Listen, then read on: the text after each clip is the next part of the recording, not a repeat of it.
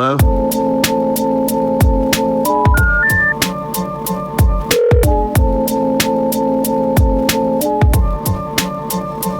Telephone. I'll call you right back.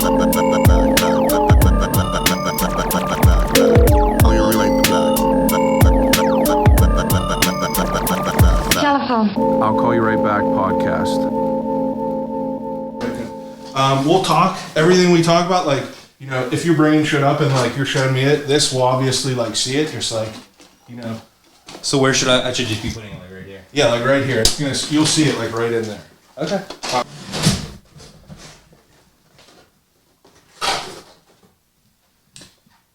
Will you sit down in that chair for me? Absolutely. Put some headphones on.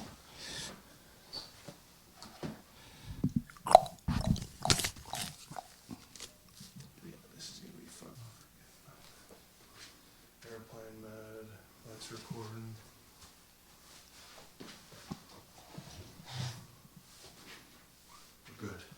We're good. Okay. I'm sorry, I'm fucking manic right now. No, it's okay. That was. Chico? Yeah, please. Much appreciated.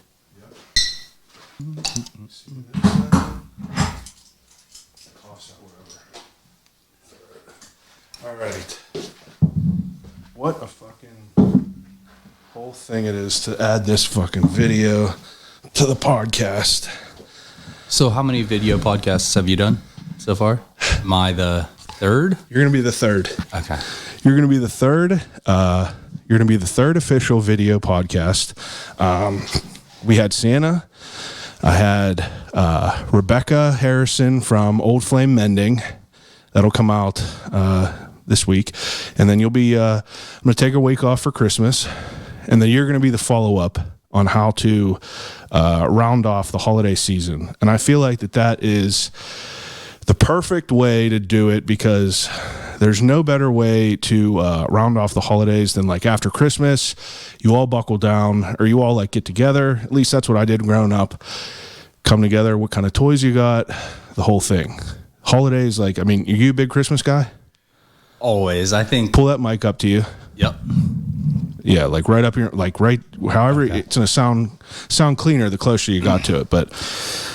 It's when fall would come around and the holiday catalogs would come out, I was the type of person, you know, you get your shit together, get your C grades turned into B grades, your B grades turned into A grades if you can get them there. And it's like, you know, like Christmas is coming, you're going to ask for everything in the Toys R Us book. So yeah, that was always big for me. Yeah. So, like, you know, I, every like December, Christmas time, I try to, like, you know, keep with the themes of, you know, the holidays. Just try to, you know, I talk to Santa, I've talked to other people that do, like, you know, charity type of events, but, you know, I never talked to a toy collector. I mean, like, you're the toy guy.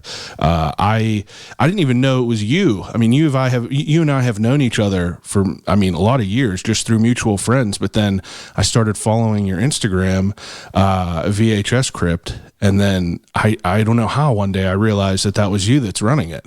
Are you close with Brian Skagline? I Yes. saw he's followed me for a while, and Yeah. I saw him poking around on there. I was like, oh, that's cool. He knows about me. Yeah, Brian's one of my best friends. So there's only a couple people I know that are, like, really into toys still. Brian being one of them, and another guy I know named Noah Panico, or Battle Monkey, DJ Battle Monkey. I believe his brother is a toy collector. I believe you guys kind of know each other just through, you know, 7 Degrees. But I've asked these two people that I know about toys. I was like, hey, I'm talking to this toy guy, you know, shoot me some good questions to ask him. So this is, you know, I usually don't ever have notes, but I got notes from toy people. We'll bust into that a little bit later. But awesome. Yeah, to, like, jump into, like, you know, just some, like, toy talk. I mean, I feel like what's more timely than the holidays? Christmas. That's whenever I got, like, the most of my toys. That's whenever I really started, like, looking and, like, going through, like, you know, like you said, catalogs. That's whenever, like, it was really, like, a big thing. There's something about growing up in the 90s. I think McDonald's toys are a great example of this. They always came in sets, and it conditioned us to be the type of people where we're like, okay, well, I have one of these, now I need the rest of them. Yeah. So I instantly just, like, became that way. It's like, okay, if I have one Ninja Turtle, I'm going to look in the catalog. It's like, I need these other 12. Yeah, that makes a lot of sense. How old are you? I'm 37. Okay, so yeah, so my brother was 6 years older than me. I'm 33, so that's kind of like a similar thing. I was curious because, like, as I look through your Instagram, you have a lot of older toys, a lot of vintage toys, but you also have like a lot of like newer stuff too. So it's just like a wide variety, and that's what kind of really got me curious about you and how you kind of came across, making a career out of selling, vintage toys. So I try and be well-rounded and offer everything. I'm mostly a vintage toy guy, so I'll have the stuff that we had as kids, stuff from the 70s and 60s I also like a lot, but I have to cater to everybody, and I can appreciate what everyone likes, so that just happens to be what I offer. Why am I a vintage toy guy? I don't know how I ended up here. I feel like I'm kind of like behind the wheel of a speeding bus that I'm not driving. Yeah. But it was a culmination of a lot of different life experiences, things that I enjoy. And then like one random night I was like, I'm going to start an Instagram page for this. So before you started selling toys, you were a collector. You've always collected? I actually grew up in Heidelberg, which is right by Bridgeville, where Trader Jack's flea market is, if you've ever heard of Trader Jack's. Oh, yeah. And my mom would just drop me off there, put a $5 or $10 bill in my hand and say, go wild, like every weekend since I was about 5 years old. Hell yeah. So I never stopped doing that. Like in high school, like I had first dates with people where like we went to Trader Jack's. That was like, I wouldn't miss it on a Saturday, on a Sunday. So I was always just kind of like a flea market rat looking for old cool stuff. And I mean, that's a huge part of it. And that shaped why I am the way that I am. That's so fascinating to hear because like I would attribute a lot of like my growing up and like, becoming who I am to flea markets and everything. I talked to a few other random people just a couple weeks ago about like the meaning of it and like how important it was. And it's cool to hear that that's kind of how it was. Now, rewind this because I'm sure that you didn't think you were going to be a toy salesman growing up. So, like I said, we knew each other mutually, but I didn't know a lot about you. Like what kind of shit were you into back in the day? So I've always been into toys as a primary thing. I think like around middle school when you start talking to girls and priorities switch up a little bit. Yeah. I mean, mine definitely did too, but the toys were just something that they stayed out in my room. They never really went away. And even like up until I met Katrina, probably in my early teens, like she would come over to my house and be like, dude, like why do you have like 500 action figures like in your bedroom? It wasn't something common then to just go over and see. Who started this though? Like who got you into toys? Like what made you interested in it? I had friends in high school and we were just always on the fringes of like, okay, if we like something, take horror movies, for example. We see all the horror movies. You see Monster Squad. You see Night of the Creeps. What's next? What's weirder? What's better? What's more obscure? So I took that same approach to toys, and I was like, okay, well, like when I grew up, I liked He-Man. I liked Ninja Turtles. Star Wars was big, but what's next? What's weirder? What's rarer? So I kind of always had that outlook, and I was an everything person. I wanted to get all of everything. So, well, where does like your expanded palette come from as a child? I mean, like, do you have someone that's like an older sibling or an older family member that kind of is like, strangely, my family is very vanilla. I mean, they were religious, not overly religious, but the stuff that they got for me was just so out there. Give me an example. So, like Mad Balls and like gross out toys and like weird stuff with slime.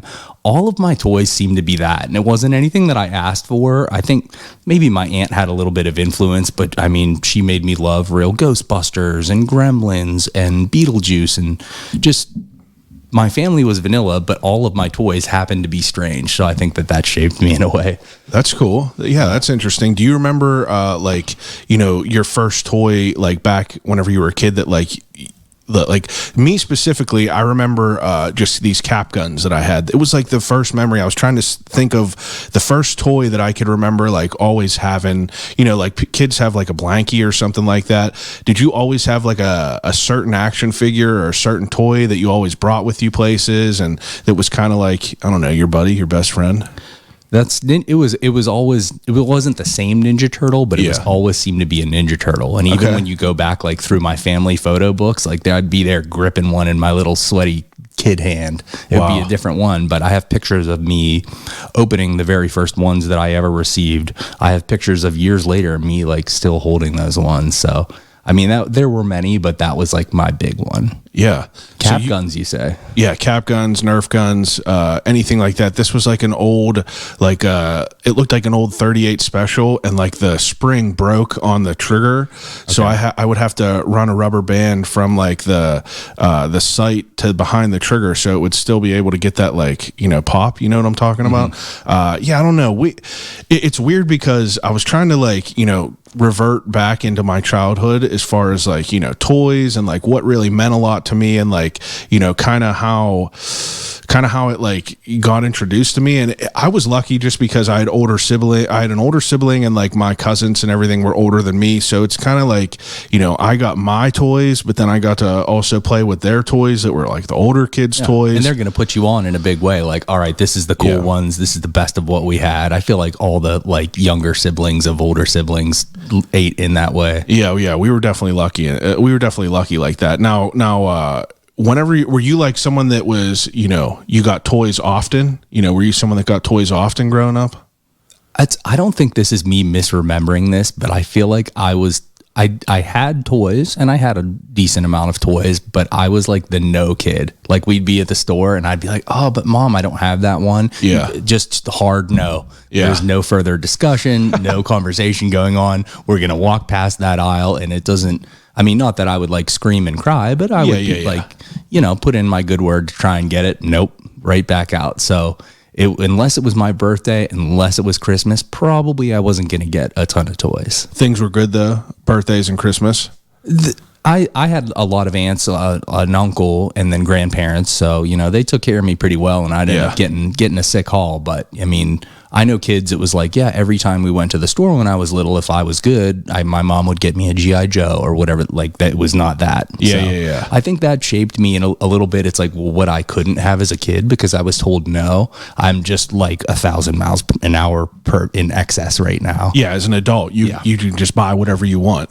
It's as soon as I started working, I became like that. I was like, okay, first paycheck, $400. What are we gonna do? Go to the mall, ball out, spend this entire $400. Yeah, it's definitely crazy. So, as a kid, what were like you already mentioned Ninja Turtles, you mentioned G.I. Joes, but what other like, groups were like, you into back in the day as far as like toy wise? Like, were you like Power Ranger kid? You said He-Man. So let's talk about Power Rangers for a little bit. That was kind of like the next big thing, I feel like, after Ninja Turtles. Yeah. And I remember being pissed because kids liked Power Rangers, and it made Ninja Turtles not cool anymore. So I'd be coming to school, you'd get the toys out during recess. Oh, what do you got? And every day I was just like straight Ninja Turtles, and people are like, but we want to play Power Rangers now because it's on TV. It's like the coolest. And I did watch it. I had the video game, I had the VHS tapes, and I knew what was going on there, but I didn't ask for any of the toys, and I didn't have any. So I think it's interesting. I'm like I said, I'm a little bit younger, so like I feel like your generation,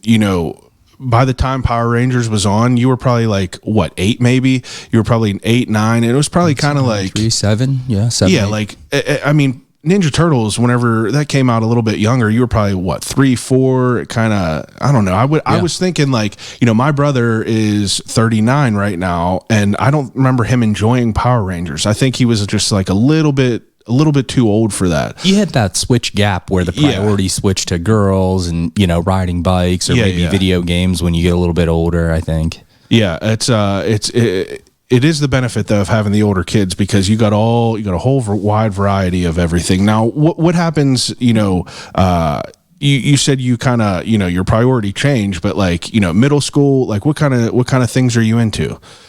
So I was really into basketball. I went to Chartiers Valley High School, like a classic Western Pennsylvania basketball school. They're like nearly always in the state championship. So, okay.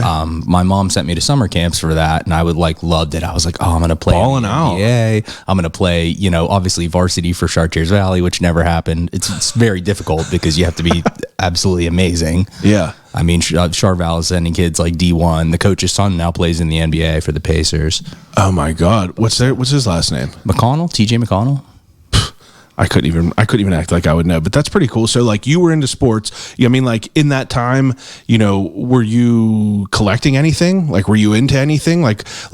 So I got a couple questions. Like one of my questions, and I'll just work in like randomly, was like, what was a trendy toy that you were into? And whenever I say trendy, I'm talking about like, Can I pull one out?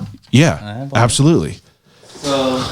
Whenever I think of it though, like I'm thinking of like, yo-yos, yak backs, hacky sacks, things that were like, that every kid had that kind of like phased in. Tamagotchi. What do you think? Tamagotchi was on my list as well. Okay, so this Tamagotchi right here, this flap, the original virtual reality pet. You know what year this is from? I think it's from 1998. And this one just brand new, unopened, just like. I'm pretty sure it is from my wife's personal collection. She had to have some representation for her stuff, so she sent me with that. $497. Where is it from? Hills? This is from Hills. Yeah. Wow. Might have been clearance. That seems even cheaper back then. Meal snack. Yeah, that's crazy. So that's great. That was on the list. Tamagotchi was definitely a big thing. Was that big for you? Digital pets.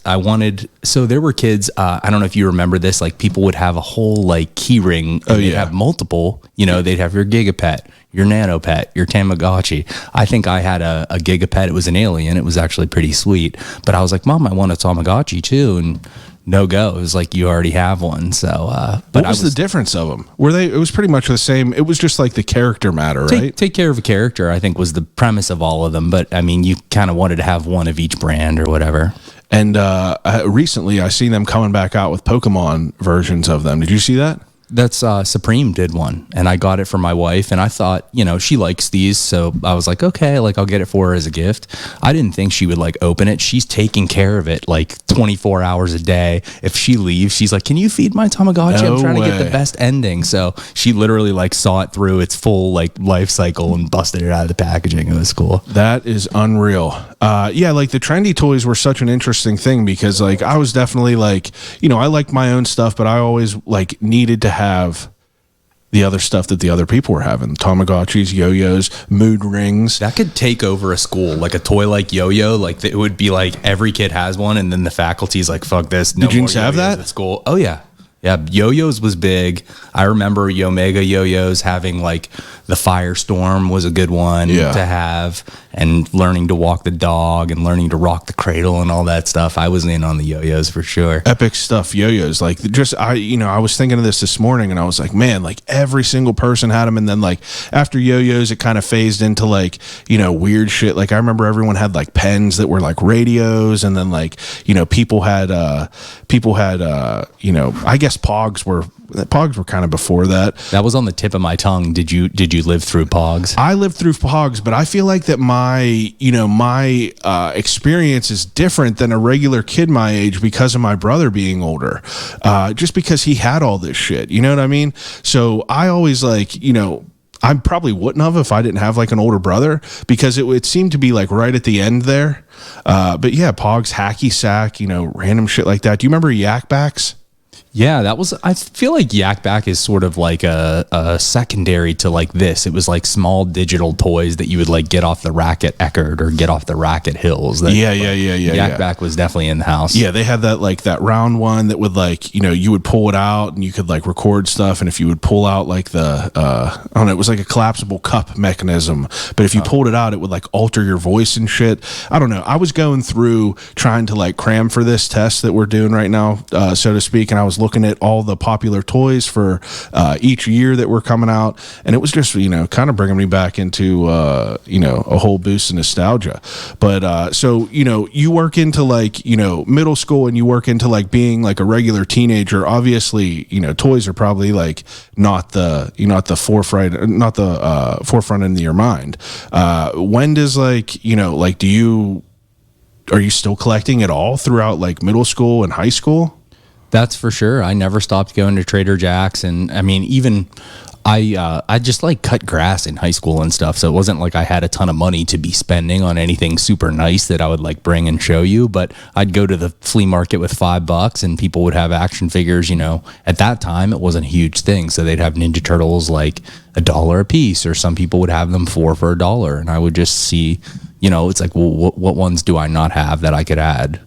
And you're like, what's impressive is like, if you look at your Instagram, you will just put out, 30 posts of all the same, similar type material. Like you'll do a Star Wars buy, post all this Star Wars stuff. It's like back then, whenever you're buying all these toys, you're just buying them as, stuff that you enjoy, stuff, you're just a collector yourself. But how are you like understanding like whole collections? Like, like what pieces you don't have? Like, are you to that point back then, whenever you're in like middle school and high school, where you're like actively trying to research what you don't have? Or is it just stuff if you're like not, if you like come across it?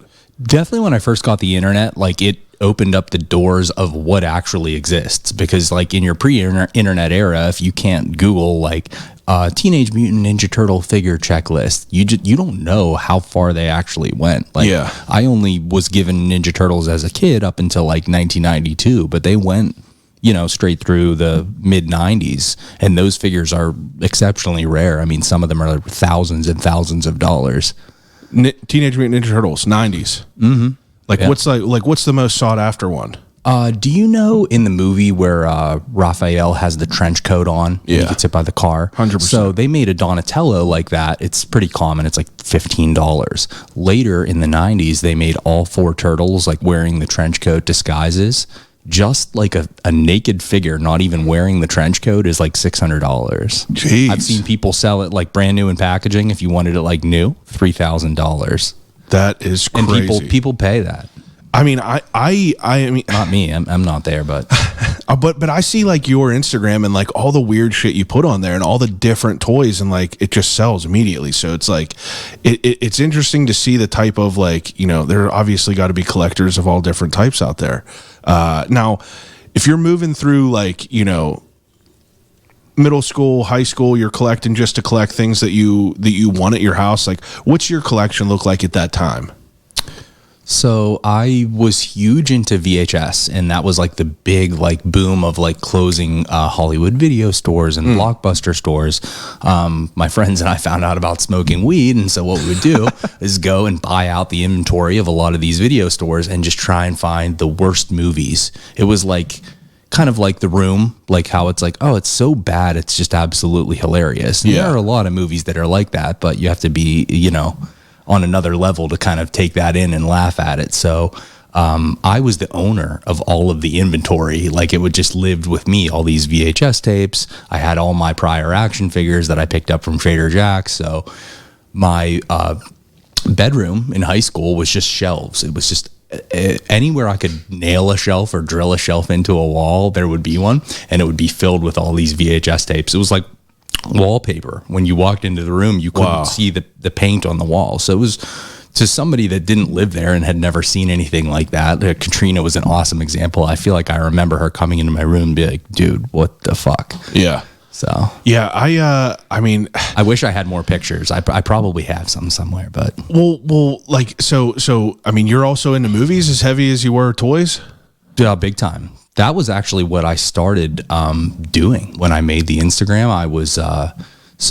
I was with my girlfriend, now wife, and we were talking about moving in together. And I said, like, I was like thinking about how that would look. I was like, oh my God, like I have thousands and thousands of VHS tapes in my apartment. Goodness. So it would be a little unfair to move in with somebody and expect her to live among my pyramid of VHS tapes that would probably fill every room in this house. So I was like, I should make like an Instagram page and try and see if anyone wants to buy these movies that I've collected over the years. Wow. So, I think it was January 4th, 2020. So we're coming up on 4 years of this. That's when you started the page. Yeah. And she had tickets to go see Motion City Soundtrack with her friend. I stayed home. I think I was like tired from New Year's or something. And I started this Instagram page. I didn't tell her. I just did it. And I started posting stuff. I probably got up like 50 posts, and like 50 of them sold that night. So she gets home from Motion City Soundtrack. She's feeling good, probably has a buzz on, and like is expecting to like come home, chill with me and like watch a movie. And I'm like Charlie, like pointing at the map, and I'm like, I sold like 50 things. I started a business. You have to help me. So that was the first night. Wow, that's an interesting origin story. So you just had a surplus of stuff that you had to get rid of some of it. Yeah, and it's ironic. We do joke now because it's like taken off in a way where I've acquired back like that, and probably 100 times more. But yeah. I mean, like the scale that you have now, I'm sure is way more than what you did have. So back in like so I know that this is like we're back and forth a little bit. That I'm just trying to get a grip on how this all came to be with you and your toy knowledge. So if we rewind a little bit back into high school, sure. Like what's your ideas of what you want to do for the rest of your life as a career? I honestly feel like Chartiers Valley, at least at that time, did a really, really bad job with like the guidance counselors and preparing people to choose what, career they went in. My family also didn't give me like a lot of great advice. It was just like, you need to pick something, you need to go to college, et cetera, et cetera. So I think I like looked at the book of majors. Accounting was the first one. I said, boom, I'm going to do that one if I have to go to college. Really? Yep. Simple as that. You had no desires, no interests at all besides that? NBA didn't work out for you? I definitely knew that I wasn't going to the NBA. Shout out to TJ McConnell. But I didn't know what I would want to do as a career. And a lot of people pick a career. It's not what you love to do. It's not your hobby. You just feel like, I have the skills where I could succeed in this industry. And then you have other passions outside of that. So toy dealing, not on the table at all. So you end up going to college for accounting. What happens with that? I actually, part of my like senior grade was doing an internship at a company, and that company hired me on full time as soon as I graduated. So I'm like, okay, bonus, have a job right when I graduated. It was a company that manufactured piping, like pultrusions that cool down like thermal reactors and stuff. So the accounting office was attached to the factory, and when you manufacture like PVC piping like that, there's an overwhelming amount of dust that coats everything. So it literally like you'd come to your desk in the morning and just like put your finger on it, and there'd be like an inch of dust on your finger, and all the factory workers were like coughing. And not that I was like super worried about my health at this time, but I probably wouldn't have wanted to work there for like 20 years with that being the state of affairs. That's like my full-time job. I do shit like that. I'll go to like coal processing plants, and these dudes are just in there for the rest of their lives. And it's like they're making cake, but it's also like, if I'm in there for an hour, I come out, I blow my nose for 48 hours, and black dust is coming out of it. And you had the option to wear a mask and stuff, but it was kind of like a like tough guy thing. The factory workers were like, fuck masks. Like, I'm not doing any of that. Absolutely crazy. So I did that. And then the first year that I worked there, as it got closer and closer to the holidays, there were layoffs, and I was the payroll processor in accounting. And so they'd say, you need to cut the final checks for X amount of employees that are actually being laid off. And I'm seeing this happen, several weeks in a row. As it got to the final week of the year, I was then laid off. And the controller of the company took over, all the duties, because there was basically, no one left to do any of that stuff. So I then worked at Thermo Fisher Scientific. I was like an account expense auditor. So they have people that travel around the country and sell medical supplies to hospitals, universities, and things like that. Yeah. And I audited those expense reports in their accounting departments. I was hugely unpopular there, because I'd be the person like emailing you like, you shouldn't have expensed like toothpaste and stuff. So wow, did that. And then I had what I call like the mid-20s slack. So I was just like slacking, like not reaching my potential to the hardest degree that probably I ever did in my life. And Katrina actually introduced me to a friend of hers, Marshall, that worked at Verizon Wireless, and she was like, they're looking for like good people with degrees. Doesn't really matter what it's in, but I mean, he's saying like there's some life-changing jobs at Verizon Wireless. You should try and apply there. And I did, and that was like the spark of like learning about sales, which is something that I still like love to this day. Really? Yeah. That's the myriad of your trajectory before toys. Yeah. You're into numbers? You like numbers? Big time. You're would you say you're good at it? You do well at numbers? They seem to be adding up good, I think. Well, it's so wild that like, I had no idea what your, before this was. I came across your LinkedIn, and it said like, something turned toy seller. So it's like I try to do my research, but I don't want to dig too far because it's like you have these natural, like, you know, how did you get to where you are? And that's cool that like you have these, you know, different jobs, but then, you know, you go to Verizon Wire, like at this time you're going through all these jobs. What type of toy collecting is happening? On and off. So like my mid 20s is like the kind of like that struggle where it's like, okay, rent is like $600 and I have $650 and then I need to eat for the next 2 weeks type of thing. So I kind of learned the art of like, okay, well, you can turn something into money. If you have, you know, 1,000 action figures, you may not need all 1,000 of them to skate by.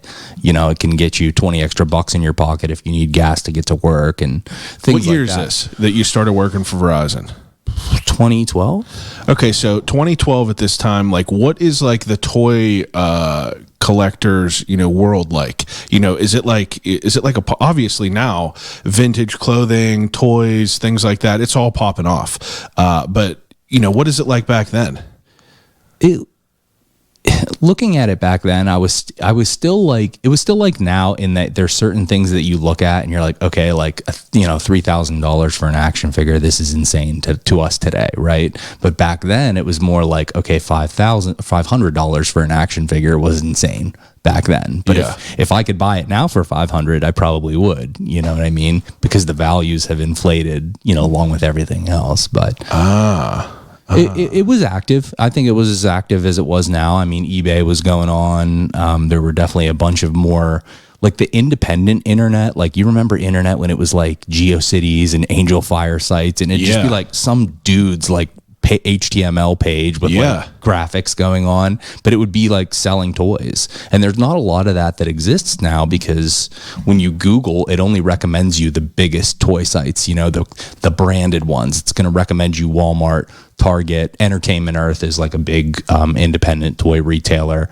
but you're not going to find like Bob from Kansas's like antique toys. And that was like, back in that day, you definitely still could. Oh, wow. And like, you know, so you're obviously like trying to, you know, become an adult, you know, be a functioning member of society, work a real job at Verizon Wireless. How long are you at Verizon? I think I worked there for maybe five or 6 years. It's really competitive and really hard to get promoted at Verizon Wireless because those jobs are just like, if you're in management there, you're solidified. It's like really good benefits, really good 401k, great salary. You make commission on your job. It's like the type of people that have like a house and like 3 kids. I've heard good things. I had another guy that I interviewed. He worked at Verizon for many years, and he was like, it wasn't bad working there. You know, I stayed for a while. I'll say this about Verizon. When I first started, I didn't realize like how much money you could make. My salespeople that were my peers, and they were all frontline people, just had maybe your basic associate's or bachelor's degree in college. Everyone drove like a Cadillac, a BMW, a Mercedes. You know, these are cars. I'm sure everyone there probably made $100,000 or more per year. Yeah. In cell phone sales, you know, in that day and age, it's like you upgraded every, you know, on the dot as soon as you could. Yeah. And they paid really good commission. Each year that Verizon kind of changed the commission structure to make it, you know, more and more in line with what like a normal job would pay. But I mean, the cell phone sales in the early 2010s was insane. Huge. Yeah. Yeah. Well, how does it go from Verizon? What happens after that? If you stop working there at like 2018? Okay. So I'll give you like my start at Verizon. So the very first month that I'm like out on the sales floor selling, they had this promotion for a free tablet. I know nothing about it, but the managers are like, it's a good promotion. You get a device of, you know, a 4G connected tablet for free if you sign it to your contract. So I took that information in and I'm like, hey, I'm gonna mention this to every person. I'm gonna try and kill it and do what they're telling me to do. You're working at like a Verizon store? South Hills Village Mall, yeah, if you've ever been there. Amen. You already know. But So the end of the month comes, and every month they have like a little sales recap where they shout out the people that do well, and they start on the tablet promotion. They're like, it's a big focus for them to sell tablets because everyone already has a phone, so you can really get a lot of growth if you're adding tablets to people. And they're like, number 3 in tablet sales with 12, Tim Hertz. Number 2 in tablet sales, John Smith with 30 tablets. And I'm like, there's no way. Like, I don't remember how many I sold, but I'm probably not number 1. And they're like, number 1 in tablet sales with like 56, Chris Scanlon. I was like, oh my God, I didn't realize. I kind of like made everyone look like a little bad, or like maybe I looked like a kiss ass. I didn't know. Yeah, they weren't working as hard. Well, I didn't know. Well, that's what you make better. it look like. They said for me to mention it to everyone, and I enthusiastically mentioned it to everyone, and it worked. So you gravitated towards being a salesperson, though. Yeah, I just kind of would like listen to people talk back and forth, and I'm truly trying to understand what they need, not to just be a jerk. And because at the end of the day, you do make money on all those sales. Yeah. I was just like, okay, good promotion. Maybe people want this. I should mention it. And it kind of worked out that way where something clicked, and I was like, okay, sales is something that I could be good at. So for the next 5 or 6 years, I had a good sales career at Verizon. As I said, it's hard to get promoted there. So Comcast was getting into wireless cell phones, and they were poaching people left and right from Verizon Wireless. So I was like, oh, maybe I could get a job at Comcast and get promoted there. So I moved there in probably 2017, 2018-ish. Wow. And I worked there until 2020 in management. And that right there that's where you stop and you turn into a toy guy. So from January 2020, I started VHS Crypt, and then until October of that year, I was still full-time at Comcast. It kind of got to a point with my wife where I was like, hey, I think like this is becoming enough of a thing where if you allowed me to dedicate myself full-time, I feel like I can make something of this VHS Crypt business and maybe even make more than I make at Comcast. And she was reluctant. She's a logical, level-headed thinking person. Yeah. She's like, I don't think that sounds like a great business plan, but she loves me and she totally gets it, like what makes me happy and what I enjoy. So she was like, you know what, like at the worst, like you just have to promise me that if it doesn't work out, like, go back into the industry, get a good job so that we can live, and I'm good with it. So at this point in 2020, while this is going on, whenever you first start VHS Crypt, which people can find on Instagram, like what's your level of collecting at that point? Do you just have what you've had since you've been a kid plus small random things that you would get across throughout the years? Like, are you actively like hunting out collections? I pretty much I was not hunting out collections at all. Okay. When I started, probably from January until about that summer, I had never bought anything with the intention of reselling it. I said in my 20s, when times would get tough, if I had to sell something of my own to make the bills meet or make the ends meet, that was definitely on the table. Yeah. But in January, I was just like, okay, I have to downsize some of this stuff because we're going to move in together. It's going to be ridiculous being crammed in a house with all these items. And, Absolutely. I want to be cool to my wife. So, that can't happen. But I started selling stuff, and word got out quickly. I guess at that time there was even more of this, but certain movies and things were only on VHS. They hadn't made the jump to DVD. They hadn't made the jump to Blu-ray. So the only way that you could get it to watch was to find a VHS copy. And these movies are selling for $250, $300, $1,000 in some cases. So what's like the first movie you sold that you were like, holy shit? The holy shit was Black Devil Doll from Hell is a movie. I wish I could remember the director. He has another fantastic movie called Tales from the Quaded Zone, and it was just this African-American guy from Detroit, and he had a video camcorder and just shot these 2 movies in his home. I think he self-released them on video, and there's probably only in the hundreds of copies of each of these movies that exist. And you had one of them. Yeah, Black Devil Doll from Hell it came out before Child's Play, but it's a movie about like a little black doll that was found in a thrift shop, and the lady brings it home and it just starts tormenting her because it's like satanic. Wow. And it's pretty it's not it's not like gory or anything, but it's not tame. Like the doll is like calling her a bitch and stuff in the movie. So it's one of those ones where you watch and you're like, this is so bad. It's just hilarious. Do you know where you got it from? eBay for sure. I didn't find that at a video store. I had heard of it on a list of like the weirdest movies that you can watch. I was like, I need to find that. So this is the type of shit that you were into whenever you were getting the internet. You were researching, you know, like top 50 goriest, top 50 worst movies, top 50 rarest movies is like definitely my Google history. Yeah. Okay. That makes a lot of sense. So I was going to ask, I was like, how do you even have this?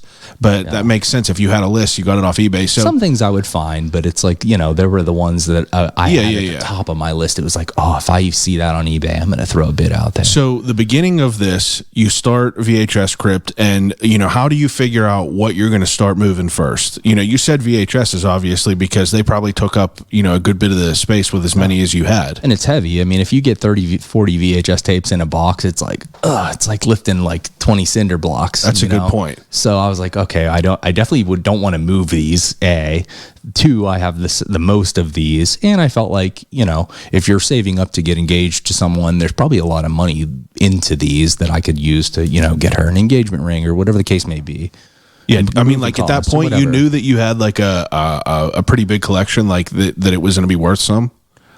I mean, I just felt like, you know, for instance, when I bought Black Devil Doll from Hell on eBay, it was probably at least $250. You bought it for $250. Yeah, and the value of things like that doesn't, you know, it's a collector's item, so it really doesn't go down unless there's some huge crash, which hadn't happened with VHS, still hasn't happened with VHS. So I felt like it was at least worth what I paid for it. Yeah. Now, and I had thousands of movies like that. So you approach, like, you know, your thousands of VHSs. It's like, you know, how do you approach what you're going to first start listing? Like, are you just scrolling through your collection and saying, I'll get rid of this, I'll get rid of that? Once I realized that what I was posting was selling, I was like, fuck this, I'm going to list the bangers. Like even before that, though, even before you knew it was going to sell, like, how did you decide on what you were even going to put out there? I just went with, I listed what I thought was the coolest first. Okay. That makes sense. I have things that you were all right with parting with. No, once stuff started selling, I was like, you know what? I'm just going to sell it all. Okay. Because I have a very all or nothing mentality. It's like, if I'm not going to own every VHS tape ever, then I won't own any. I like that. So yeah, I like that. It's a sickness, but it's good to have that in some ways, you know, to be a completionist. So, you know, everybody that's still heavy into this game, I guess word is traveling fast. And I've never been like a huge like social media clout person, but it was very cool. Like, people started buying stuff. It was like the guitarist and lead singer Morgan Landers of the band Kitty bought something. Who she's like, you know, huge on Instagram to this day for her music and for horror content. That was like one of the first really big people. I was like, oh, that's cool. She's like into what I'm into. Yeah, the other day I looked and Alex Party commented on something that you posted, and that was one that like blew my mind. He's a MySpace legend almost. It's like I was inspired by what he did to be the type of person that I am, and now that's like someone I could like message and be like, "Hey, dude, what's up?" So it's very dope. Cool. Alex Party, the used cover art. Just if you Google his stuff, very synonymous with MySpace in that time. To this day, I mean, he does like collaborations with Tops and Garbage Pail Kids. They have the Tops Artist series where they'll do like a card of Randy Johnson for the Seattle Mariners, but Alex Party will like scrawl his art over top of it, and it's so sick. Yeah, that is wild. So you start this out, and like how do you even like approach trying to get your name out? You know, are you like? I had I'll shout them out here. So I had two friends that live in Baltimore, Maryland. It's a couple. Their names are Nick and Amber, and they're into VHS. I know as much as I'm into VHS. So all I did that first night was like, hey, I know you guys like what I like. I'm going to be selling some tapes. So if you want to buy any, you know, you can have first dibs, and why don't you shout me out like on your story? And so they did. And I think a lot of the initial people were just like people who saw it on my story, that collectors that I knew, and people who saw it on their story. That's cool. But word of mouth has been like a really big thing. I mean, I don't pay for sponsored content. I don't advertise really anywhere. So it's just, you know, if you have a good experience and tell somebody else, that has carried this further than I ever would expect. Yeah, it's wild. I mean, it's it's just cool to like see that this is like the type of thing that kind of came to be. So in the last 4 years of you doing this, you know, you obviously are, you know, at first, you know, thinning out your collection. Besides for the VHSs, what are the first toys that you start to like, you know, reluctantly get rid of? I was a huge collector of like vintage Super Mario memorabilia. So every day I'd wake up in the morning, light a cigarette, go on eBay and search Super Mario 1986, Super Mario 1987, Super Mario 1988, and anything that I didn't have that like met those searches, I would try and buy it. Yeah. And I did that for probably 10 years straight. So you end up with a lot of like Super Mario crap. And I was like, maybe I should try to list some toys and see if anyone's like, you know, feels a similar way about VHS that they do about toys. And they did.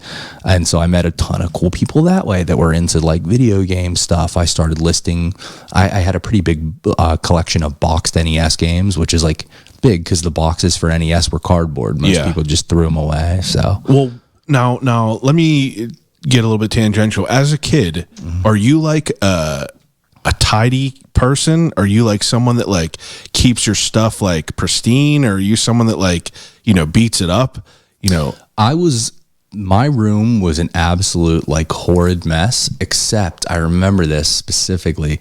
I had a horrid mess. Just, I mean, like I would take my shirt off and just throw it on the floor, but like Preaching to the choir. 40 days in a row to where, you know, if there's 40 shirts on your floor, you can't see the carpet, right? Oh, yeah. But the only thing in my room that was organized was my collection of Goosebumps books. And I had them on a like little white shelf, 1, 2, 3, 4, all in order. And it was just like perfectly pristine. If I pulled one off, I put one back, but everything else I just didn't care about. And this went on until I think my first girlfriend came over and she said to me, like, Chris, I like you, like, don't take this the wrong way, but I can't believe that you would have your room like this whenever I was over. And I was like, she left and I like sat with that thought and I was like, you know what? I'm going to like clean my room up. And after that, it never really was like that. But as a kid, my room was horribly messy. Well, I only asked that because you said like you had all these like, you know, you had a big collection of boxed NES games. So it's like, I didn't know if these were some of the things that like you just had that, you know, that was just like naturally something you did whenever you were younger was like, you know, keep things like pristine. Like my dad, whenever we would get new VHSs, I remember getting Blade for Easter. Blade, Billy Madison, and something else, but he would take packing tape and he would reinforce all the boxes, make them all, basically laminate all the boxes, just leave the VHS in and he would tape all the way around them. Ooh, collectors would hate your dad. But the boxes are still perfect. You know what I mean? They're perfect right now. But I remember like thinking back in the day, it's like, but I remember if you didn't have any of that on there, shit would just get ripped up. Things would get destroyed. Edgeware and stuff. Yeah. I honestly, no, I wasn't like a perfectionist with my stuff as a kid. I remember like my Sega Genesis games that came in paper boxes, like I'd have stuff laying on top of the boxes and it would like flatten the box and like crush it. Or my Ninja Turtles, all their like belts and accessories and stuff, I'd just take it off and throw it to the side. Like I wasn't particular about, you know, everything still having all its right pieces. Okay. Now I am. I'm a total psycho for that stuff. But. Yeah, I bet you are now.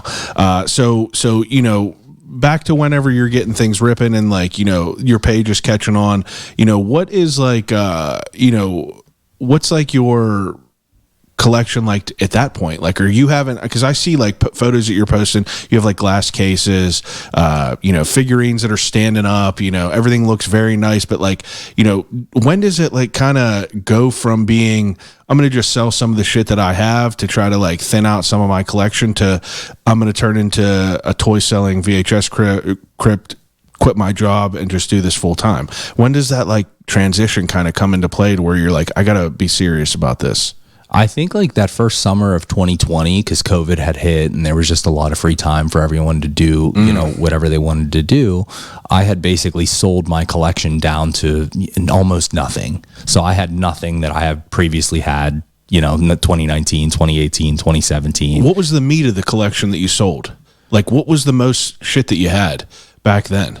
I mean, VHS definitely took up the most Okay. space, but I had as much everything as I had VHS. Okay. I had vinyl records, and not just like, you go to the flea market and buy like Bob Dylan. Like I would, as new releases would come out on vinyl, I would also buy those. Yeah. So I had probably like 2,000 records. Okay. And it would be like, the newest Drake album, you could go and listen to it on vinyl, or, it's emo stuff, early November, Drive Through Records, Census Failed type of like stuff. that. Like I would have that all on vinyl, but toys, video game stuff. I mean, it was a lot of stuff. It was an overwhelming amount of stuff. All right. So you make that jump to where you do this full time. How does it progress from there? So around the summer when I started running low on stuff, I was like, oh, this has been so much fun. I would love to like keep doing this. So then I'm like, okay, let me turn back to my roots. Like, how did I get all this stuff? You go to the flea market, right? And the flea market nowadays is like, it's a different beast. It's like going to Goodwill nowadays. Are you going to find like an 80s band tee at Goodwill, like sitting on the rack? Absolutely Probably not. fucking not. Yeah. People already picked it and sold it. But that was what I was more used to doing. It's like you could walk into Slacker, they'll have like 80s metal tees hanging on the rack for like $25. you know? Absolutely. So I was like, okay, the game is a little different here. You have to operate differently. So I started just hitting Goodwills, thrift stores, Rogers Flea Market in Ohio, and it's tough. It's tough to get out there and source anything that way. By that time, I had built up a little bit of a decent Instagram following, so I started buying stuff from the people that were buying off of me. I was like, if you have unwanted stuff, I'll, trade you or buy stuff. What were you looking for at that time? Like, I have this like idiot superpower where I can look at something and it'll give me like a little like spider sense. And I'm like, that is a cool thing. Like somebody would want that because I see value in it. So okay. I just kind of would look at stuff through that lens. And if I thought it was cool enough for me to sell, then that was the stuff that I liked. How do you research it as far as how much you're willing to pay, as far as how much you're able to make? That's a lot of stuff I just kind of am so with that I know. Like Star Wars figures, it's like I've bought that figure 5 times. So I'm able to say that I could pay $15 for this particular figure. Some stuff I have to go on eBay or Google image it or find out what it is, but if you do this day in and day out, it's like aspects of your job where they just kind of become second nature to you. Yeah, well, 4 years into it, I would assume, but like you're putting out like these characters from Star Wars that I've never seen in my life that are just figurines that are from like the 70s, and I'm just like, how do you even figure out what this is? How do you even know how to look for what this is? I'm sure that you know a good bit about a lot of Teenage Mutant Ninja Turtles, Star Wars, but I'm sure you don't know every single thing, do you? For Star Wars, vintage Star Wars, yeah. That's like my good bit of stuff. But as an adult collector, vintage Star Wars is like my biggest passion. But to throw this at you, I don't know if you've seen my stuff recently. It's been a lot of modern Star Wars. Yeah, and it's like Darth Maul posted today. Yeah, Clone Wars, Star Wars Rebels. I was like drinking at Brillo Box when Rebels was on TV. I was not watching that, so I don't know any of the people. So that's the type of stuff where I might have to do a little bit of additional research or figure out what I'm willing to pay. But you bring any Star Wars stuff with you? I brought 1977 Luke Skywalker and Darth Vader. So let me see if I can find those. Go ahead. I'm excited about this. Yeah, he just bought like boxes of just random shit. I don't even know what's in here. We're just gonna start, checking some stuff out. Look at that. Little stand so they can stand up. Now, as you're setting this out, I'm going to ask you a question from, like I said, DJ Battle Monkey. He was a guest on here previously. Besides you, he is the toy guy that I know. He is a collector of high-end toys, and he's the only person that I knew that would have some good questions. So I am going to, first I asked him, I said, what was your favorite Christmas memory as a kid as far as toys you got? And he said, my favorite Christmas memory was going into Hills the days after Christmas. We would go and buy anything that was returned and broken. And they would sell all their end caps. We would buy those. This is the only way you can get the G.I. Joe bases. And he said, one year we got the Terror Dome, and it had 30 random figures in it because it was a display. And then I asked him, what his favorite toy was as an adult, and he's a grown ass man. He's going to say Tiger Mask. I feel like he told me this. But go ahead and tell me what he said. Wow. He said, nowadays I really only buy bootlegs and vintage rack toys. That's where my toy money goes. Old AHI, Asmark Hamway International for the people listening, from Planet of the Apes. But then he said, I still love Sofubi Tiger Mask toys from Japan, but now I'm finished most of that collection. I only need a few super rare ones. So, that's what he kind of just told me. But so these are from when? 1977. So these were among the first figures released for Star Wars. Now let me see. Here, please. 1977. Yep, and he's got a little tab underneath his arm. You can manipulate that lightsaber to go in and out. So. That's what that is a lightsaber? Uh-huh. Wow. Why is it yellow? It was a manufacturing mistake that his saber was not blue like it was in the movie. I think they sent the toy company black and white photos, so they didn't know what color to actually make it. Oh my God. That's a sharp eye that you would even realize that. Come on now, let's go. Now let me see this Darth Vader. This is Darth Vader for Halloween. Luke Skywalker for Halloween. I'm not like the biggest, I haven't seen every single new Star Wars, but I saw the classics. It's cool to like see these and like kind of feel like the cape, and how it's so hokey, right? It's like, it's just like, I don't know, it's strange, but those are cool. So those are those are like, I don't know, why do you have those? Are those your own? Is that a personal one? Everything that I'll show you today is from my own personal collection. So I sell a lot of stuff, but for as much stuff as I sell, I try and keep one of everything for myself. Okay. Everything. Now, why did you bring those two specifically? I just feel like anyone could connect with that. It's like, who Luke Skywalker is, who Darth Vader is. And like, when I think of a property, it's always going to be interesting, and there's always going to be something of value if you go back to the first one. You know what I mean? It's like you think about Ford Motor Company. It's like the first one, the Model T. Like that car is like a millionaire's car. Yeah. So it's just, this is my thing that I enjoy, and it's like when I think of a property, it's like I research back. It's like, okay, what was the first one? Because that's what I like. Yeah, those are cool. I like those. Those are cool toys. I had I don't know. I liked action figures, but I feel like I've had few Star Wars. I had like more random shit. Like they had whenever episode 1 came out, they had like this little like card reader. It was like whenever all the pod racer stuff each of the figures came with a little chip, and you put it in the chip reader. That was definitely more my era and age than these, but it's just, I'm an old soul, so I go back a little bit. Yeah, but it's cool to see that. Like I've never seen things like that. That was my era. Lightsaber, shit like that. Okay, this is more like commonplace. If you're in the toy community, you would have probably seen these figures 1,000 times, but I feel like someone off the street is like, what? Are those high-end figures? This is probably like $70 and $50. So $120 here. I mean, the value is in all like the small parts with toys. So if they're not broken off or anything. If it's not broken, or if you took it out, mom's vacuum probably sweep that up. So you can find Darth Vader for $5, but if you want his little cape and his little saber, that stuff costs money. Wow. So interesting. This was a great great question that Battle Monkey had. But he said, if you had a time machine and you could go back to whenever, what toy would you buy a case of and never open or sell? What toy would I buy a case of and never open or sell? So DJ Battle Monkey, shout out to DJ Battle Monkey, is a hoarder, and I know that he would keep whatever toy that he would buy for himself, because he's cool. He's into multiples. Yeah. Like I've seen pictures of his shelves. He just sent me a couple last night. That was his second question was, do you believe in troop building? And if so, what was your largest collection of a single figure? Okay, we'll get to that too. Yeah. I would probably go for the most valuable toy. So This Luke Skywalker comes in a variation. If you pull his saber out, there's a variation where you can pull this smaller tip out, and it's like 3 inches long. It's called double telescoping. This is considered a single telescoping.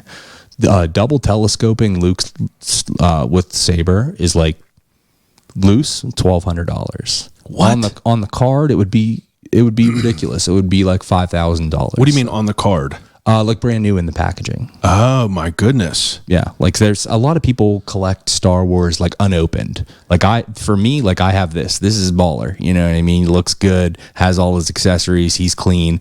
People need it brand new in the packaging. I mean, that's a whole nother tax bracket that we're talking about of collectors. $5,000, Jesus. That's or I don't. I'm just making that up off the top of my head. But there are certain Star Wars figures that sell for $20,000, like brand new. Is that one in your hand right now? Excuse me. Is that one that you found, or is that one you bought specifically? This pretty much all the vintage Star Wars figures that I have are I bought them from other dealers because I have a certain standard of like, okay, I want it to be clean, I want it to be unbroken. If you could maybe find this at the flea market, but it's going to be some kid's toy, chewed up and everything. So yeah, okay, that makes sense. Now, explain to me what troop building is. Does that mean just buying multiple of toys? So let me see if I have any troop builders. Go ahead. Troop building. I don't, but I'll start with this. So Star Wars has characters like a Stormtrooper. There's not just one Joe Stormtrooper. Stormtrooper is a nameless, faceless character that you probably would need like 10 of, and it's like, you know, Luke comes in and beats all their asses, right? It's way more cool to play with like 10 Stormtroopers if you have one Luke. My family was not that way. If I had an action figure, they would, you know, it's like, you already have that one, so we're not going to buy you multiples. So Star Wars, I feel like, was one of the very first toy lines that had Tusken Raider, the sand people that have like the little stick. They're nameless, faceless. You know, there's many of them, and you could troop build them. Jawas, same way. Stormtroopers, same way. And what they found out is that some parents were buying their kids multiple and increasing toy sales because they released troop builder figures. That continues on to this day. I mean, they do biker scouts, stormtroopers, death troopers, dark troopers, and collectors who are serious about displaying their stuff the right way will buy. I know a guy, and I actually am selling a collection for a guy right now. If a trooper figure came out for Star Wars, 20 of it minimum. Really? Yeah. Jesus. That is crazy. So, I mean, like now to the point, you're obviously, you know, you're buying whole collections at a time. I think the last time I looked at one of your stories, you woke up, flew to Chicago, drove back with a collection. That was like, I don't know, a few weeks ago or whatever. It's like, how do you acquire what you're acquiring now? You just said I'm selling a guy's collection. That was the same thing. Well, I mean, like you've built up your name enough to where people are hitting you up to sell collections. Like, did you, like, how do you get to that?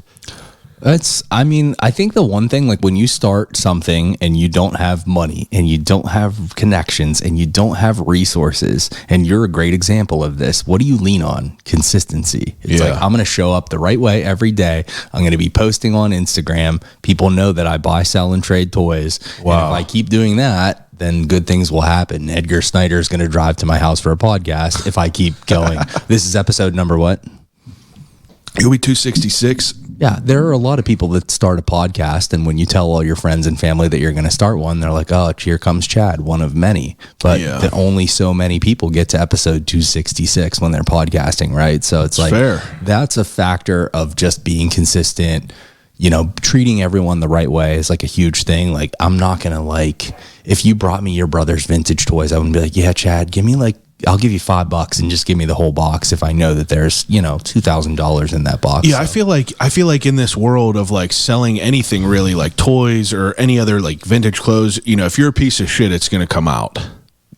You have to be more forward thinking about what, you know, your reputation is going to follow you around. People talk, especially in toys. This is a pretty tight knit community and everyone knows each other. So I'm very glad, like from the start, I've always thought I'm going to hear people out, understand what their needs are, and treat everybody fairly. Because when you don't know what, you know, you just start and you don't know what you're doing, it's like, well, what does it mean if I like take advantage of a situation that someone didn't know what they had or something like that? Yeah. And I feel like that if you do that, you're obviously going to get a bad name. But it's like, I don't know, it's just crazy that's how it like kind of, you know, progresses. And then obviously as you're buying and as you're selling, you're researching day in, day out with what you're having, what it costs, what it's, you know, like, I don't know. It's just, it's overwhelming because I'm sure that, you know, as you're doing it for years, as everyone is doing anything else, your expertise builds up over time.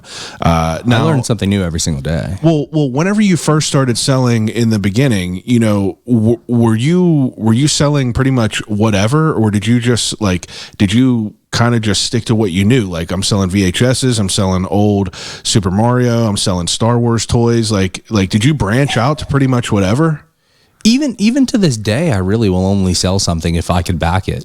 Yeah. Which is like I think that's the extra curation that I have, where people are like, oh, I get this. This dude likes like what I like. Because there are a bunch of other people out there like me, but yeah, I guess so. You're not selling like Hatchimals or some shit. You know what I mean? Like, right. If somebody brought me like, you know, little Tonka construction play people, I'd be like, you know what? Like, that's legit. I'm sure we all played with those, but it's just not my vibe. Yeah, so there's things that you're not like, you know, actively searching for. You're not just like looking for any deal. You kind of hone in on what you enjoy. Especially nowadays. I saw Zach Edgar was on your podcast, and he talked a lot about like being a people pleaser, but learning to tell people no. So yeah. It's like there came a time where I just had to, you know, put my foot down and say, I appreciate that you're thinking of me when you want to sell things, but this isn't what I'm looking for. Keep me in mind in the future. Wow. Because I used to try and work a deal for everything. I'd be like, okay, even if I don't want to buy this, if I don't want to deal in this particular product, I would look to make every buy on the table for me, and that just wasn't working out. Okay, random question. Toy you had as a kid that you wish you still had now?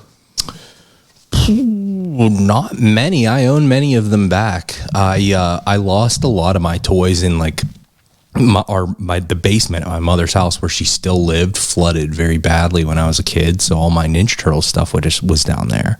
I don't have a ton of my childhood stuff. It went after I moved out. She put it down there and it flooded, but I own it all back. Let me think about I own it all back. Yeah, that's the best part about being an adult. Yeah, and a toy dealer. I mean, they come fast and furious. Yeah, I guess. I mean, don't really have anything that you can't get now. That is, you never know though, because some people, like, I'll post a toy like an action figure that's like $1,000, and people will comment and say, I had that as a kid. It's like, well, you might not get that one back if you're not down to drop like $1,000 on toys. Yeah. Is there anything that you was there any toys that you like? What didn't you like that everyone else liked? Like, perfect example for me, I hated Dragon Ball Z. Hated it. That's G.I. Joe's was honestly one that I didn't like a lot. I didn't love stuff that had a ton of human characters. I liked dinosaurs, mutants, monsters, you know, anything with a creature was my jam. And G.I. Joe was like, you know, Cobra Commander was a little deformed under his helmet or whatever, but most of the guys were army guys. Yeah. What about wrestling? Were you into wrestling back then? My family was a WCW household, which I feel like was not, you know, it was the second option for sure. But I mean, we liked. What makes your family a WCW option? Just have bad taste. I don't know. That's so funny. But we were loving Diamond Dallas Page, Sting. I'm trying to think of like who else was in WCW in that day. Goldberg. I loved Goldberg, who was like, you know, that's widely considered like the worst wrestler ever. Yeah, he was just at a football game somewhere and gave someone a spear. I don't know. I just saw it randomly on TikTok. But, you know, like, do you notice like over the years of you doing this that like, you know, is it real? I don't know. TikTok is so curated, so I don't know if I'm just not like a guy that's getting toy things scrolling through, but like, do you notice like a lot of people selling? Like, is that like a saturated market like everything else? 2020, there was a lot of people popping up like me, left, right, you know, like claim sale page. It was because everyone had an abundance of time and they got that mental break that you need to think, well, what would I really like to be doing if I had free time? But, you know, now that everyone's kind of back to the hustle and bustle of daily life, it's like you see those people withdraw. So I'm now, you know, one of few, like I kind of was when I started, but yeah. Now you quit your job. This is full time. You know, when does it start to be where you're buying like whole collections? Like, do you remember your first like big buy where you're like, this is? Oh, this is a great story. So, there's a guy, he still follows me. Shout out to you if you're watching, Jerry. His name is Jerry Horror. He's an ex-employee of Mattel. So he dealt in their wrestling licensing division and would decide, like who they would do. You know, would they make a figure of Brock Lesnar? Would they make a figure of Roman Reigns, et cetera, et cetera? He had a little bit of input in that, and he worked with them internally. And he has an apartment in New York. Space is a premium, and his stuff was just overtaking his space to a point where, you know, he wanted to not sell everything, but sell most things just to clear up a little room so that he could maybe make a move to another place or whatever. So he lives in, I think it was Staten Island, New York, and I drove there with my wife. And I didn't know how much stuff he would sell, but we're in an SUV, and I'm like, I think reasonably it probably would fit in here. And I packed this car so tightly that I remember my wife cussing me out because she had no room to like sit. Like she was sitting, and there were like action figure boxes like piled against her where if she moved, they would just like fall. And I like turned like white in the face because she was yelling at me so bad. And then we had to drive home in this packed car, like, you know, however long of a drive that is. I don't know if it was 7 hours or whatever. Wow. And that was like, you know, that was like the first big buy. That was one of my first really, you know, ones that started me going. It was other stuff before that. It might have been, you know, a friend's childhood collection. He found 10 things for me to buy or something I picked up at a flea market. But I mean, that was certainly the first one where I remember, you know, packing a car. Yeah. Is there like, you know, as you like started to make this a full-time thing, like you said, the scope of everything is different as far as like flea markets and, you know, buying like that because more people are doing it. How are you acquiring things as far as like, you know, what's your main way of sourcing out products? Like, are you on eBay all the time? That I get stuff? Yeah. Like, what's your main thing? I almost have like a supplier network now. Where it's like weekly. People will just come to my house and be like, here's a box. This is your like stuff. That's kind of what Zach is like from Zed's. He was like, you know, I'm not really out picking anymore. He's like, people are coming through and. Well, he's a big inspiration too, because that's somebody that will just treat people fairly, you know, no matter what the situation is. And that reputation precedes him to be able to do that. It's like you have to treat people the right way to put yourself in that position. So it's, you know, you pick up things from different business owners, and that's definitely something that I picked up from him. Yeah, that's definitely. I mean, great people. Shout out to Zed's. All right, pull some other toys out here, which you brought over here. You got all kinds of stuff that we didn't even crack into yet. Okay, so here's a ridiculous one. This is just, if toy people are watching this. Battle Monkey is going to love this one, I guarantee you. So when Dick Tracy, the movie, came out, Madonna was the main villain of the movie, but also the love interest, but it wasn't known, right? So when they came out with her action figure, they withheld it from the first wave of action figures because they didn't want to spoil the plot of the movie. In the end, the blank is Madonna. So this figure actually ended up never coming out in the USA. It was only released in limited quantities in Canada. So the blank. This is Madonna under here. The mask comes off. Oh, that's actually like a mask that you could pull off. Yeah, it's her character's name in the movie is Breathless Mahoney. So you pull it off, and underneath the blank's mask is Breathless Mahoney. This action figure, if you look this up on eBay, it is scary, absolutely scary. How much? It's $4 or $5 grand. $5 for what's in your hand right now? Because you said that. What year is it from? This is 1991, I think. And that was only released in Canada. Mm-hmm. And there's just not a lot of them. People would go crazy for this. How did you come across it? What makes you have it? My friend Daniel, Corridor Toys, shout out to Daniel, lives in Texas, and he's a big-time toy dealer, picker. He came across this, and I said, I'm going to need to bring that home, so we did a trade, and that's how I got this. But that is insane. Are you a big Dick Tracy fan? I just have everything. So this was on the list of everything. Yeah, but were you a fan? Yeah, that was big that summer. That was like, gosh, you weren't alive yet, but like the summer of the original Batman movie and the summer that Dick Tracy came out, these ruled everything. What was the actor's name who played Dick Tracy? Warren Beatty. Yeah, Warren Beatty. Okay, yeah. I always liked Lips, the character Lips, eating all them oysters and everything. That's pretty crazy. Dick Tracy action figures. I mean, you could buy any other figure in this action figure line for $20 or less, maybe. And that one specifically is the one. There's no other ones that are like real big money items. Nothing like that. No. Wow, that's good. Is that like a coveted piece that you have? Is that like one of your coveted pieces? This is one, it's certain stuff is to a point where it's like, okay, like I tell you this action figure is worth $5,000. Like in my mind, I'm mentally writing that off. I'm like, well, I guess I'll never own that. So, you know, if you do this for long enough, you build up a little cachet of pieces. It's like, this was like my white whale. Like I swear I never thought I'd own that. That was something that you've always wanted, or you just came across that randomly? No, I always wanted it, for sure. And I was aware of it, but I mean, it's $5,000. I don't have $5,000. So Yeah. Well, that's incredible. It's almost the type of thing. It's like you need to know someone to own that. Yeah, that thing is crazy. And how did that guy source that one that he had? Just bought it offline and just had it like that? I believe he met an older couple. He was vending a toy show, and they said, we bought a lot of toys in the 90s, and we'd like you to come and look at them because we like your personality, and we thought you're like a good guy. Is that like common practice as far as like, you know, what you do as a toy collector? Do you have people reaching out and saying like, you know, like on Reddit the other day, I just saw someone, under the mildly interesting post, they posted a photo of Toys for Tots, but it was unfortunately some mother's son, probably within his early 40s, passed away.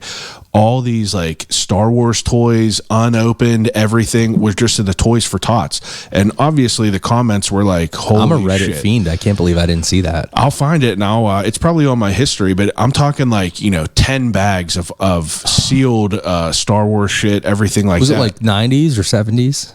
Oh, it was old. Yeah, it was 40s. like, he would be in his. Yeah, it was like, 70s. you know, it was definitely stuff that was a lot, because if you read the comments, people were like, holy shit, like imagine what you can't see, because they're just talking about what's poking out of the brown paper bags. But do you have people hitting you up all the time that are like, hey, can you come over and like price out a collection or anything like that?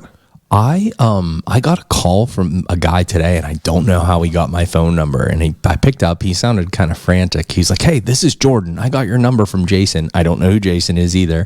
And he said, "I have some old GI Joes from the '80s that I want to sell." And I was like, "Oh, well, cool. Just this is my cell phone, so why don't you text me a photo?" And he texted me a photo. It was pretty cool stuff. So I'm going to meet up with him tomorrow and buy some G.I. Joes, I guess. But, I mean, stuff like that does happen. Well, okay, so this guy that texts you and says, hey, come on over, and looks at it, like what's your process as far as, like, a buyer and a collector not know? Because obviously this dude probably hasn't showed you everything he has. So you go there, you see all this shit. You know, how do you say, like, all right, I'm going to need to write this down, I'm going to need to go back and research and then come give you a number? I kind of do it real time. I'll open up my phone, open up the notes app, and then like piece number 1, you know, I would pay X amount. Piece number 2, I would pay X amount. Okay. And that way, if he has questions when we're going back through, when I have to pay him, it's like, how much are you paying me for this and that? And you can kind of double check and verify that it's fair, right? Yeah. Huh. Interesting. So that literally is exactly what I'll probably do tomorrow. Wow. But I've had some interesting ones. Like I've had an older couple approach me at Toy Palooza Toy Show, which is a great toy show in Pittsburgh. Shout out to Toy Palooza. And they were like, we ran a comic store back in the early 2000s and it closed before September 11th.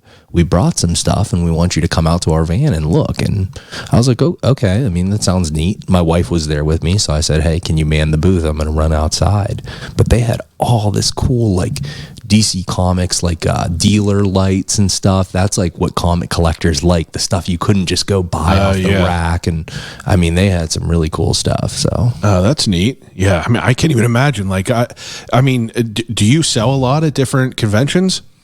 So I kind of just lucked into, my brother-in-law is a wrestling fan, and there was a Major Wrestling Figure podcast, if you've ever heard of them, were talking about Toy Hio Toy Show. So he said, well, you should do Toy Hio Toy Show. Is that the one you just posted? Toy Hio, no, that was, you were with another person? Waynesburg Toy Show was the one I just posted. Okay. Toy Hio Toy Show, I think, is usually around Valentine's Day would be the next one, but it's one of the best and biggest ones in Western Pennsylvania and Ohio. So I started vending that, and that was a big thing for me as well, like getting to meet other vendors. I finally felt like there were people that I could ask questions to, because like I don't know anybody who does this, so like the second that I met people that were friendly, I was like, how do you do like this full time? Like, asking just the dumbest questions of all time. Yeah, but I mean, like, it's How do I do better? And they're like, understandable. I don't know, dude. Like, you tell me. Yeah, I mean, like, there's definitely a learning curve. Like, how do you figure out how much shit you want to charge for shipping? Like, I see this alien toy back here. Oh, okay, pull that alien out. Now, for instance, let's say you're selling this and someone's buying it. It's like all these toys are different. All these toys are old. All these toys, some of them are new, some of them are unopened. Like, how do you figure out how you're shipping them, how much shit costs to ship, insurance wise, like the whole deal? So, I ship a lot of packages, but at least 100 packages a week. Usually I'll Push this over right in the middle for me. Okay, cool. Can we see There we that? go. Yep. There we go. I didn't even see there's a little screen on there. So That's all right. This is all a work in progress. Anyone that's watching this video, you guys just better deal with it because I'm doing this all by myself. Now, tell me about this alien. So as far as like shipping stuff, there's different zones around the country, like PA, Ohio, West Virginia, New York, even Maryland is like one shipping zone. So if you send a box there, it's going to be a little bit cheaper than shipping it to like Wyoming, Arkansas, Nevada. Basically, I will ask everyone who buys from me, where do you live? And then, I know what the shipping cost is to those areas. So I average it out. If you notice all my listings, all the prices are shipped. I love it. That's the best thing about what you do. It's just easy. If you buy this and you buy something else from me, you actually get a discount because I have shipping averaged out and built into every item. So if this was, $1,000 and something else was $500, you might only pay, $14.75 to have them both shipped. Wow. But to tell you about this alien toy, so this is a pretty infamous toy. This was a big Christmas toy that kids of the late 70s got as a Christmas present. What year did this come out? 1979, I believe. And what is this called? It was called a what's the K word? Kenner Aliens. Kenner is the toy company that got the license to make Star Wars toys. So basically that's like signing up to print money. The first company that ever owned the Star Wars license. And this was, basically Star Wars inspired them to buy the more movie licenses to create toys out of. So Alien by Ridley Scott, they were like, oh, it sounds like a cool concept, something we can make toys out of. And this was the only toy to come out for Alien through Kenner. And it's kind of like horrifying, right? Like for a little kid, like this says ages 5 and up. Can you imagine a 5-year-old like playing like this thing is going to kill you? It's a beast. This kid right here is the funniest that's playing.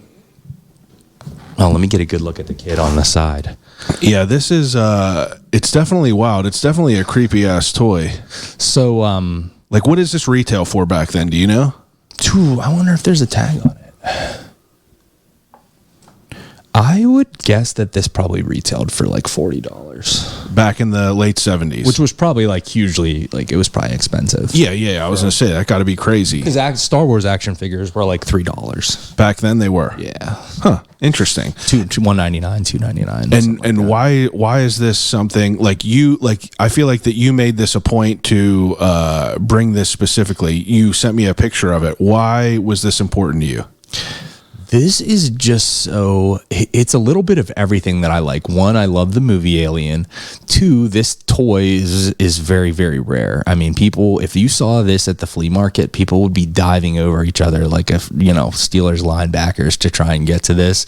And two, it's just like you have to think like Kenner's employee design and like marketing department were like, what do 5-year-olds want? Like a big fucking monster. Yeah. It's like really scary. It's like they probably didn't want a big monster like this. It is crazy looking. Parents complained about how like graphic this toy was, and it didn't sell well for that reason, which is part of the reason why it's a little bit rare. But that's wild. Yeah, I looked it up whenever you sent me a photo of it, and they go from prices anywhere from like a couple hundred to like $5,000. Like whenever you look these up as far as a collector, obviously if things are open and it's going to make things different. But how do you establish what the price is from eBay whenever you have those those huge swings.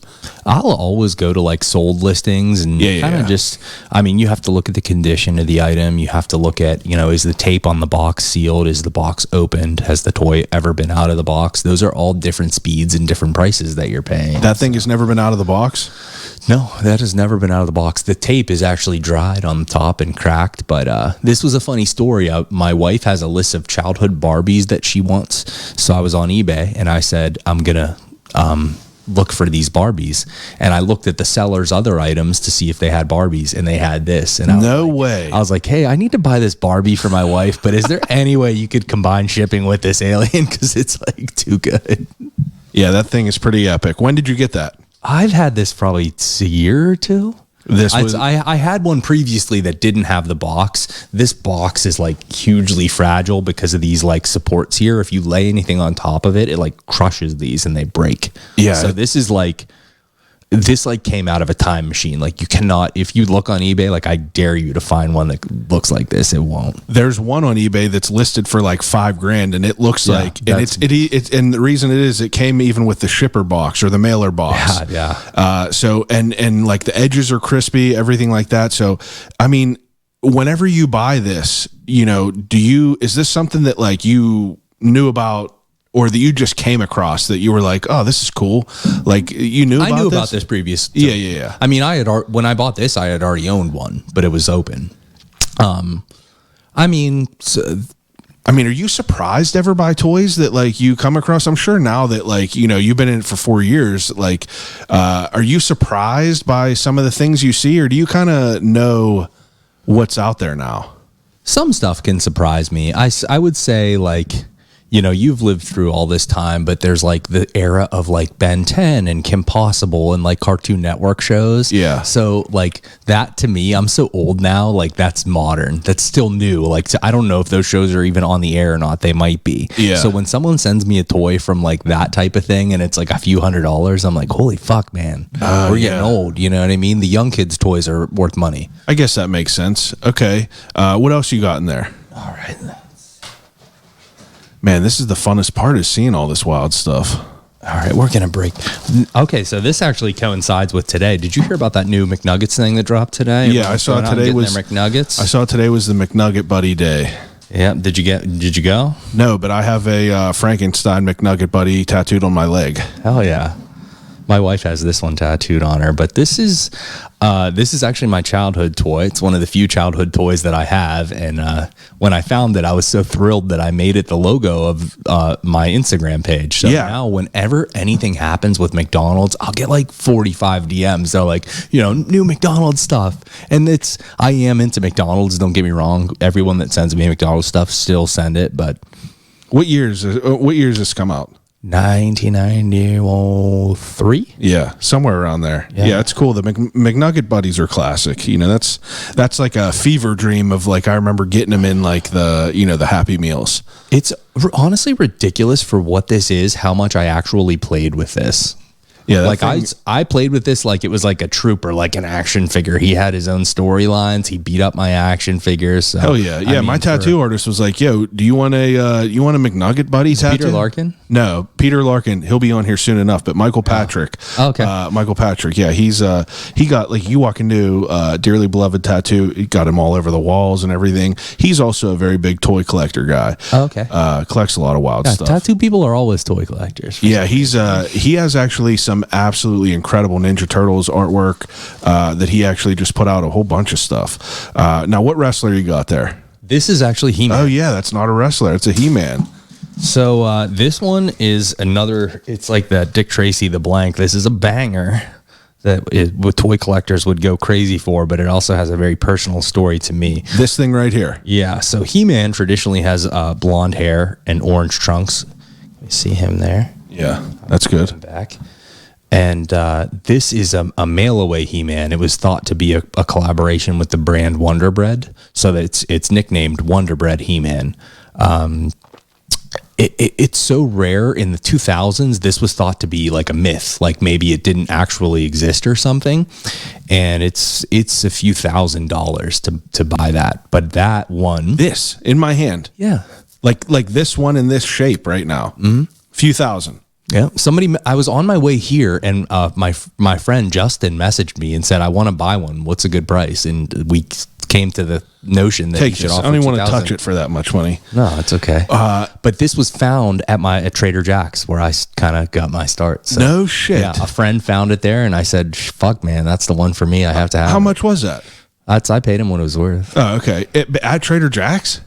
I mean, I wasn't at Trader Jack's, but I knew he told me where he found it. Oh! Someone else found it, Yeah, and you bought it off them. Yep. I thought you meant you went to Trader Jack's and you pulled that out of one of them shoe boxes full of a bunch of random That toys. would have been something. I probably would have had a heart attack if that happened. But So I mean, like, just the rarity of that being like a brown-haired Wonderbread He-Man. That's what makes it that. I mean, I guess that's what makes anything that much value. it's supply and demand, because you have to think, like, any given day, every kid had He-Man. They all look the same. If you want this one, there are probably only but so many of them. It was a mail away offer, and you could choose 3 different He-Man characters. Yeah. He-Man, Manny Faces, and someone else.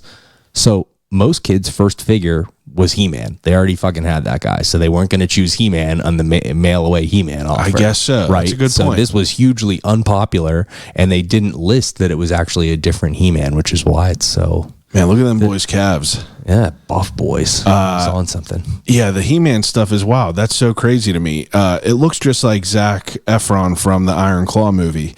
Does he have that square jaw? Yeah, he does a little bit. It kind of looks like it. That's what I thought it was. Man, that's so crazy. Like, I can't wait to ask some of the other questions after this, because I want to see what else you brought before I ask you some of these questions, because this is a good variety of stuff. So this next one is not a toy, but this is something for the Christmas season in the spirit of this episode and the Pittsburgh theme of this podcast. When this came in the mail, you knew it was about to go down. I love it. So just flip through this. Oh and let my me God, know what the you think. Hills Toys catalog. Hold that up for them, for the people. Man, the Hills Toys catalog. I tried to bring, 1993. yeah, you would have only been 3, but maybe you'll recognize some stuff in there. Oh yeah, the Beauty and the Beast tea set. Oh my God, I had this perfect shot camera. I might still have the Fisher Price camera. I have the radio control racer. This was like I had the Aladdin dolls. I had pretty much all this shit. This was like my heyday. Were you a Hills family? Where were you guys shopping? Oh yeah, Hills before there was Hills, and then there was Ames. Yeah. Man, I had that Fisher Price table right there. I had the Erector set. Man, my goodness. Those are like one of the best investment if you really want to like see someone get like a smile on their face. Bring one of those to someone and have them flip through it. They'll be like, "Holy shit, I had that! Holy shit, I had that!" Wow.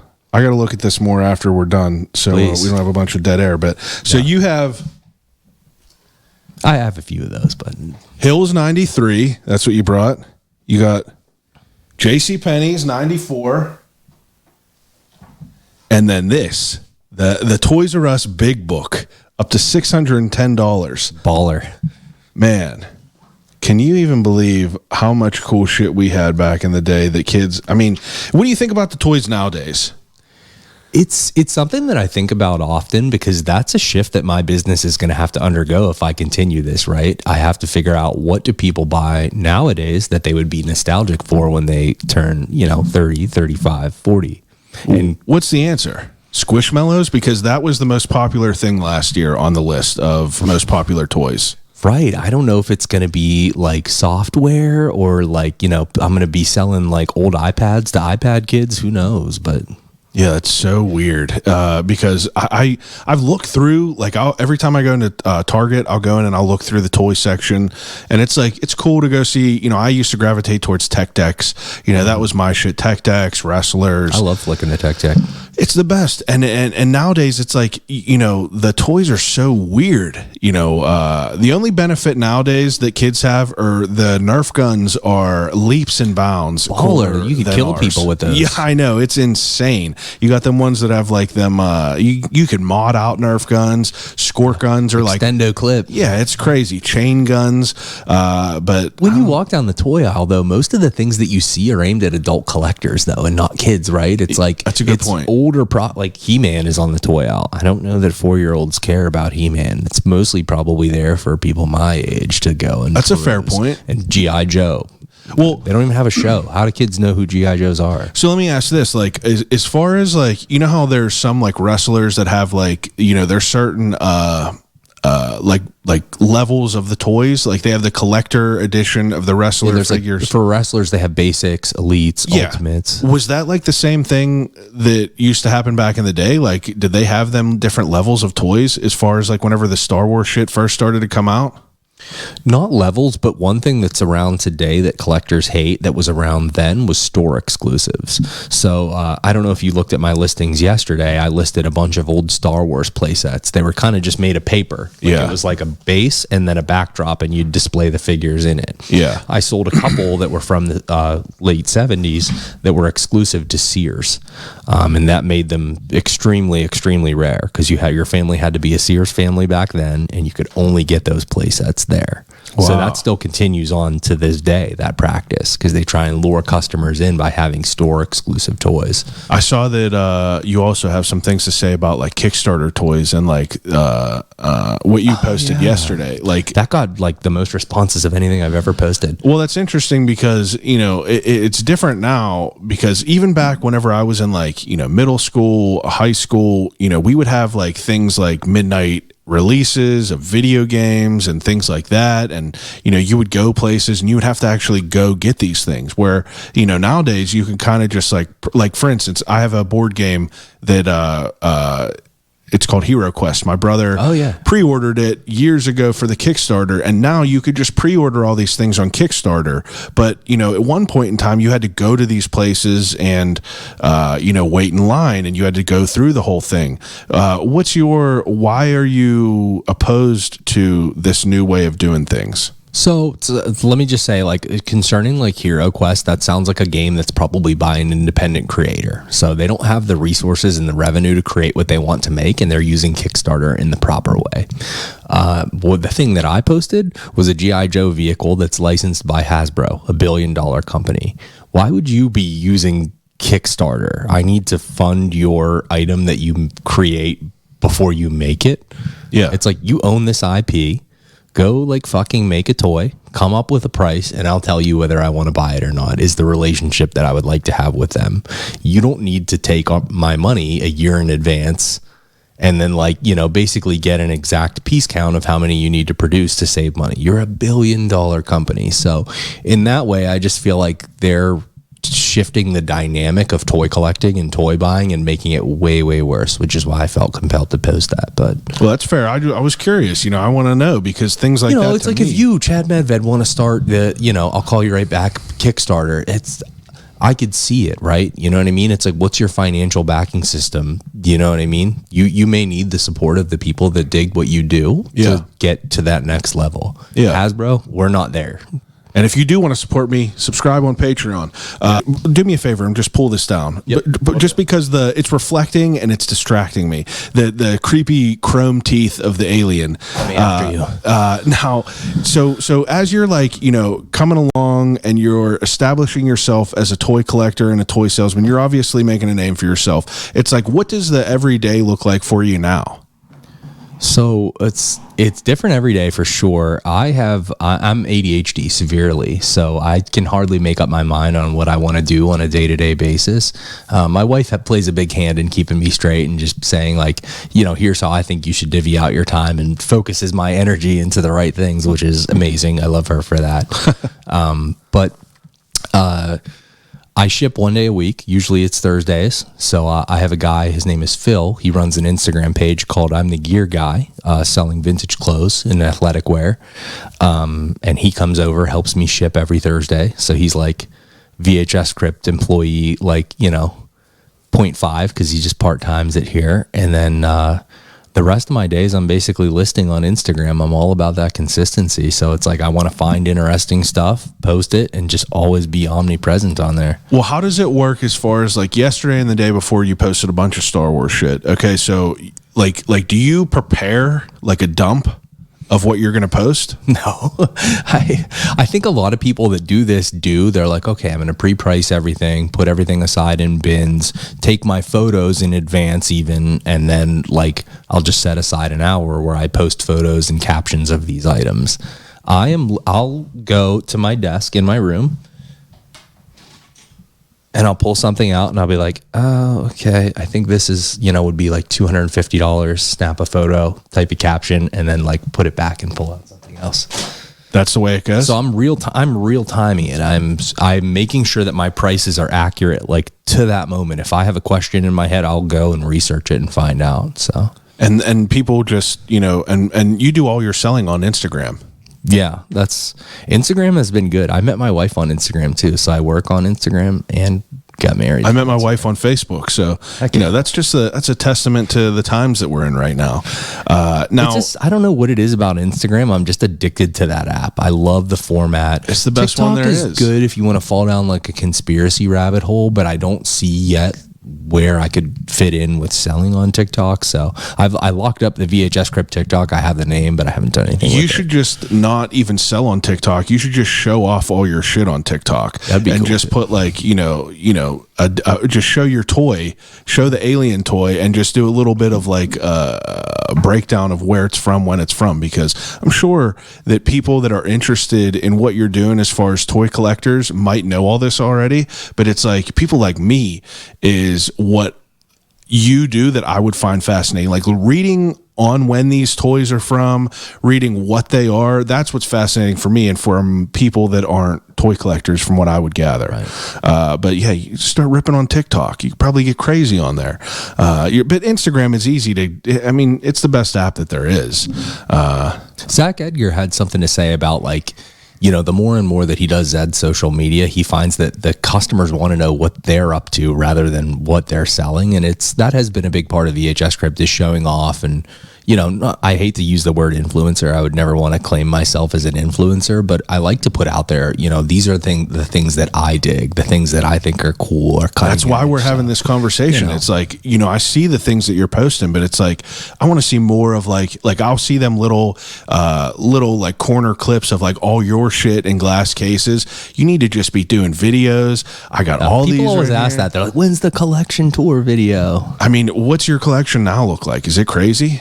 So I have a whole room to myself. It's probably about the size of the room that we're sitting in right now, and it's like my office where I work from. But the walls are just plastered in.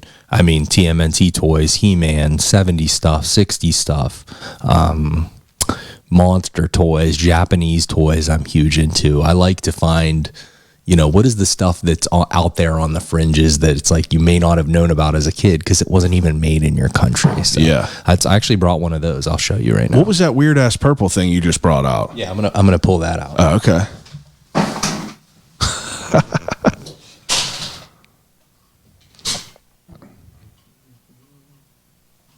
All kinds of good toys in here. I don't even know what that is. So I lost his arm and his boot in the thing, but this is kind of like a amalgamation of three different things. So G.I. Joe was an American toy, classic American toy about this tall, and it was just a little man with fuzzy hair, and he wore military uniforms, right? So in Japan, they came to New York and saw G.I. Joes, and they said, we want to license this product for sale in Japan, which they did.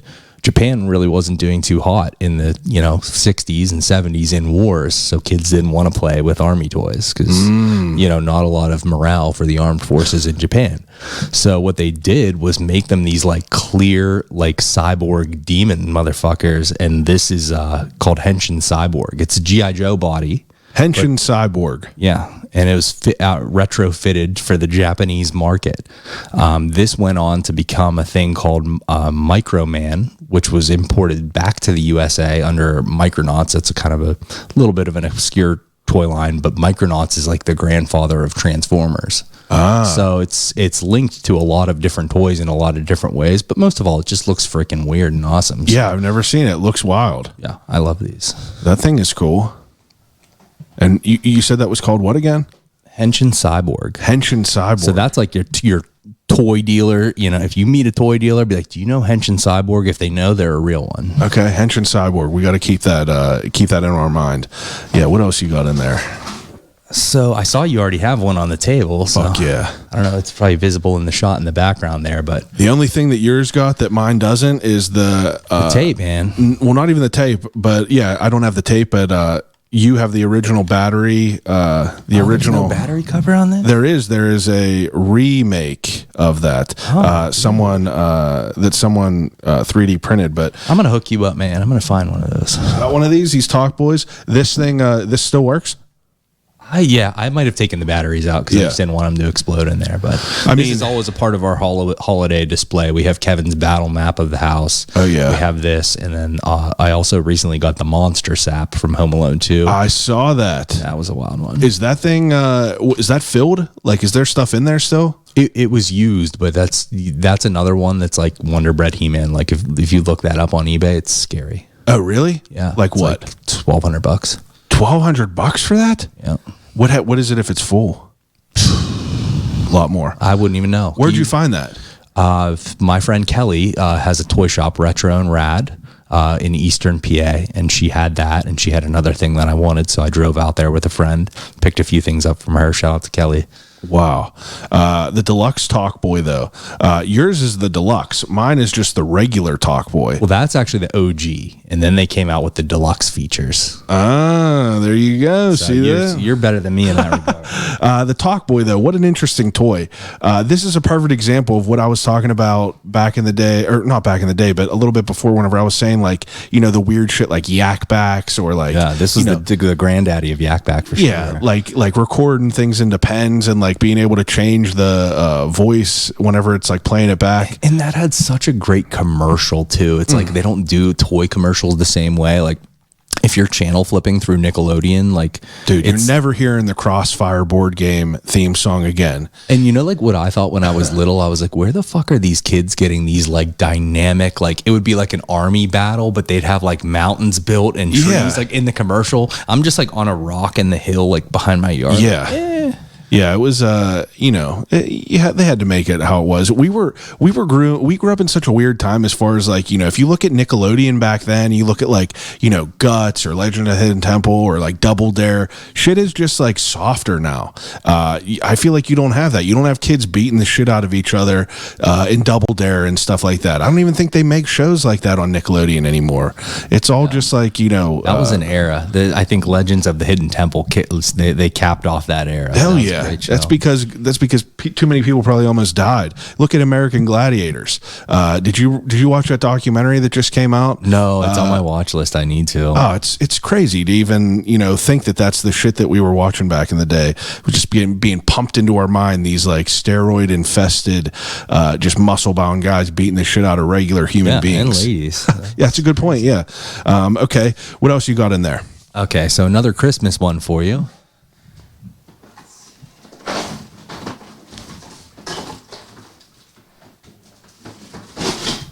Oh my God, a Turbo Man. So this is the original by Tiger Toys. That's the Spanish Turbo Man, huh?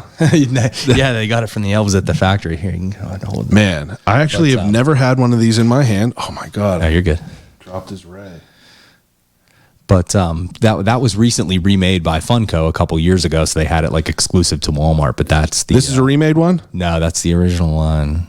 Wow. This was, every year during Christmas, people think, of Jingle All the Way, and they want to get a Turbo Man as a gift for people. So this is always a sought after, like, if you're a toy dealer and you have one of these and it's December, you're going to do good. But That's pretty sought after? yeah, and yeah, especially around the holidays. Are those those worth a good bit? Since they came out with that one at Walmart a few years ago, that's kind of quelled the demand. But I think this used to be like a $400 toy. You have the Walmart one? Yeah, I have that one too. What what do you feel the difference of like the quality of them? I've never had them side by side to compare. I put the Walmart one lives downstairs where our cats roam freely because I'm afraid of them knocking this one over and breaking it. Okay. But, I'll have to look. I know the packaging at least was different. It was like a little bit of a different shape. But Wow. this Turbo was Man.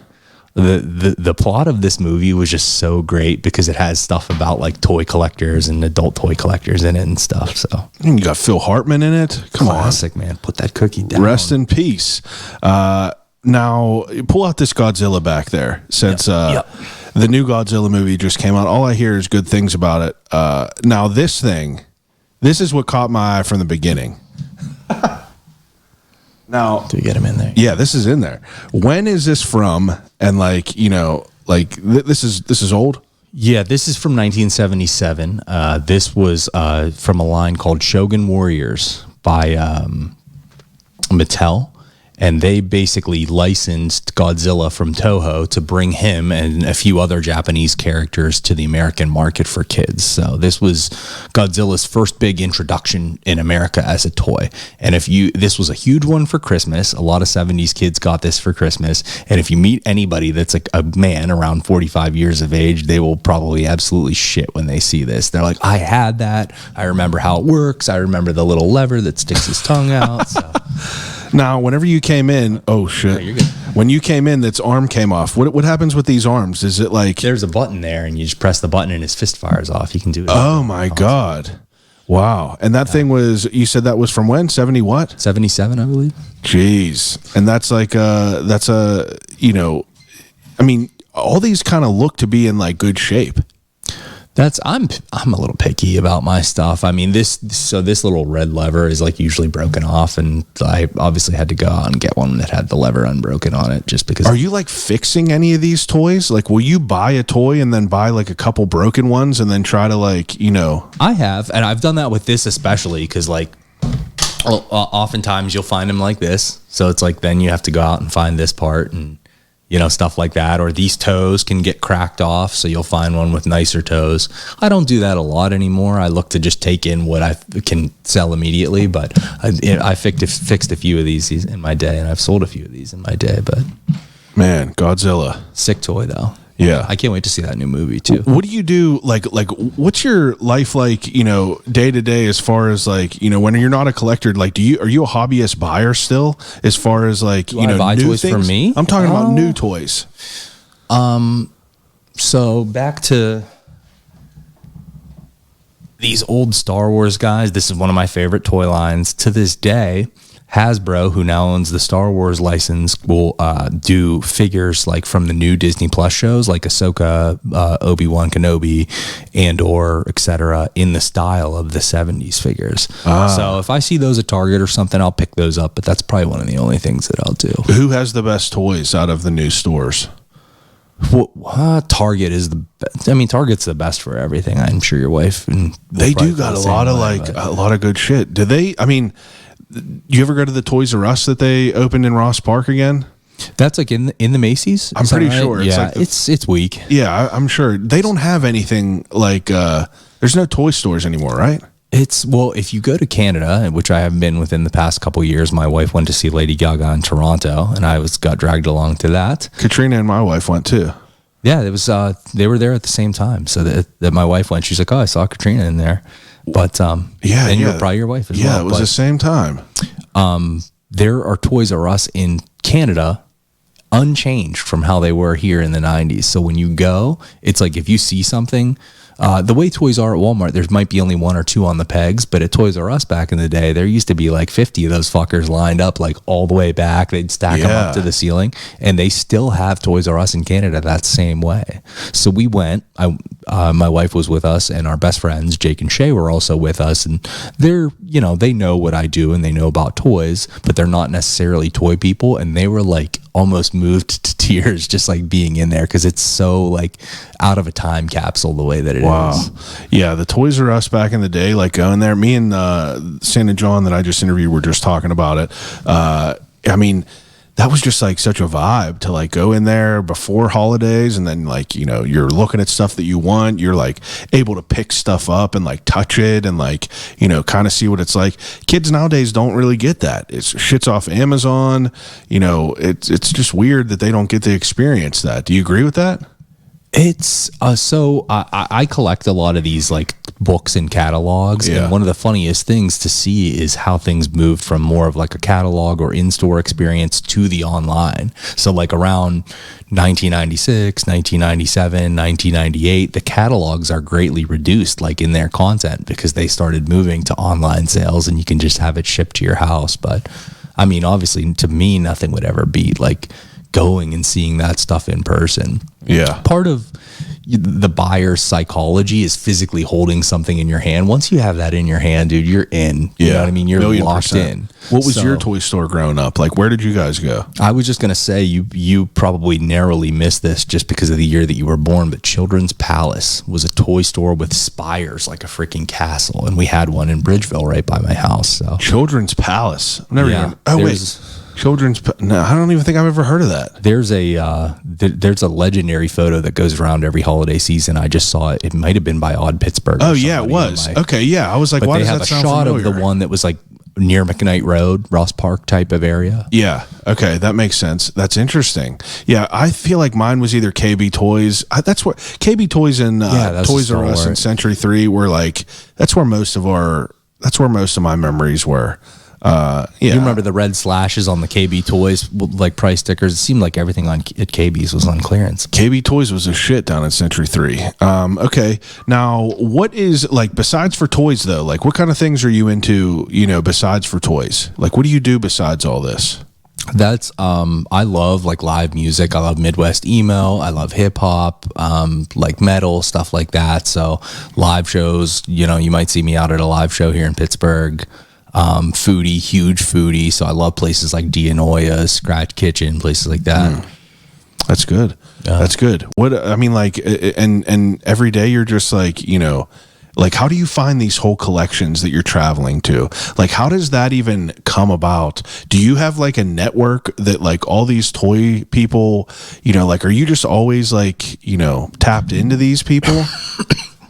Well, it's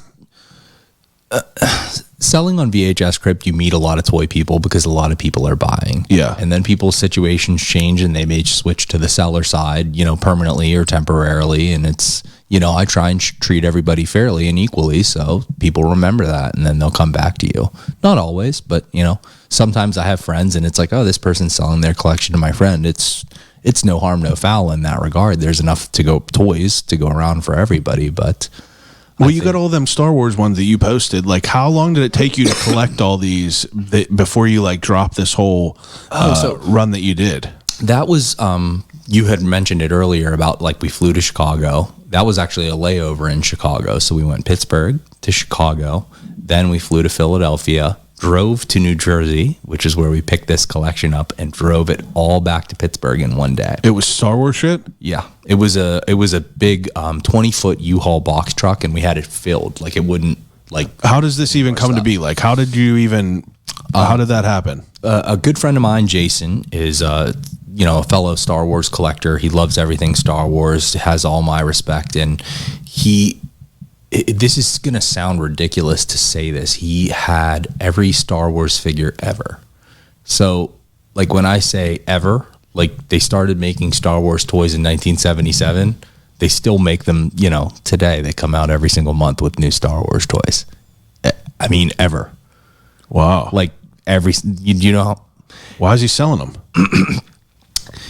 People's life priorities change. He has young daughters, a family, things that he wants to spend time with. And sometimes you start buying toys out of an obligation and you don't feel that connection that you do with them that you once did. It's like you're almost just buying out of necessity to keep up and keep up and keep up. And it's like you fall out of love with things sometimes, and that's okay. So, I guess he had his own struggle with it.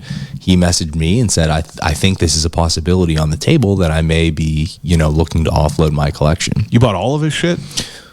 I mean, a collection of that magnitude would be like someone coming to you and saying, Chad, here's the keys to Heinz Field. Why don't you like lock up? You're like, whoa, what did I do to have this, all this responsibility bestowed upon me? Like, I don't think I'm qualified. But it is, you know, it also told me, you know, I must be doing something right if somebody trusts me, you know, in that regard to handle it's like their baby. You know what I mean? Every Star Wars figure ever. So, are you getting burned on shit ever? Like, do you ever buy shit on eBay and like people send you stuff and it turns out to be like the Spanish Turbo Man instead of the one that you thought you were getting? No. How do you avoid that? I mean, I usually, when I'm buying something, it's either from somebody that I know dearly, like my friend Jason. Like I would send him like $10,000. Well, obviously that guy, you know that guy. If I don't know you intimately like that, I'll probably PayPal you goods and services. So if it turned out to be, you know, a sketchy situation where you sent me something that was bunk, I have the opportunity to go file a claim. So I just use that to my advantage. Is really the only thing. Wow. My goodness. All right, pull out some other shit you got in here. Yep. God, I feel like we could just talk about random toys forever. So this one is a little to go with the Pittsburgh theme of I'll call you right back. I'm going to see before I take these out. Can you tell me what is the Pittsburgh connection to these, and do you even know what they are? Is this the it's Kablam? Action League now. Yeah. Kablam, the melted guy. Why is this Pittsburgh? Did they film some of this here? So all of these were voiced by WDV radio personalities. This is Chris Winter, Jim Krenn. What? Were the voices of these characters. Is that real? That's for real. So Pittsburgh toys. Kablam on Nickelodeon. I feel like Nardwar. I'm Nardwar. Wow. Is that, I have to look this up now. Yeah. I mean, how do you figure that out? I just know. Is that like a well-known fact? You didn't recognize the voices when you watched it? I was thinking like, I was like 12 years old. My mom listened to WDV in the car, so I was like, I know that. Yeah, but it's like, I would never equate like, oh, these are Steelers guys here, you know, or these are Pittsburgh guys. Wow, that's crazy. I'm going to have to go down that rabbit hole now. Jim Krenn, huh? This is required for all Pittsburgh toy collectors. Wow. I did not know that. That is insane. Huh. Mm-hmm. That kind of just threw me through a loop. Jim Krenn. I got to get him on voiced, here. I think he was the what is the naked guy? I don't know, but and then Stinky Diver. He was also the voice of. So he was working overtime on Action League now. Wow, I got to figure out how that all happened. All right, what else you got in there? So I was trying to figure out if I had anything in my collection that you would have had when you were a kid or remembered. So this is you already know I had that hand. This is my best attempt. You had this? Yeah, I've had this hand. Mad Max. Heck yeah. Mighty Max. Mighty Max. Yeah. Oh yeah, Mad Max. He's in movie. there. You can open it. I had the skull hand. It was Was it a skeleton? Was it a skeleton skull? It was a skeleton skull. I think it was. I brought that too.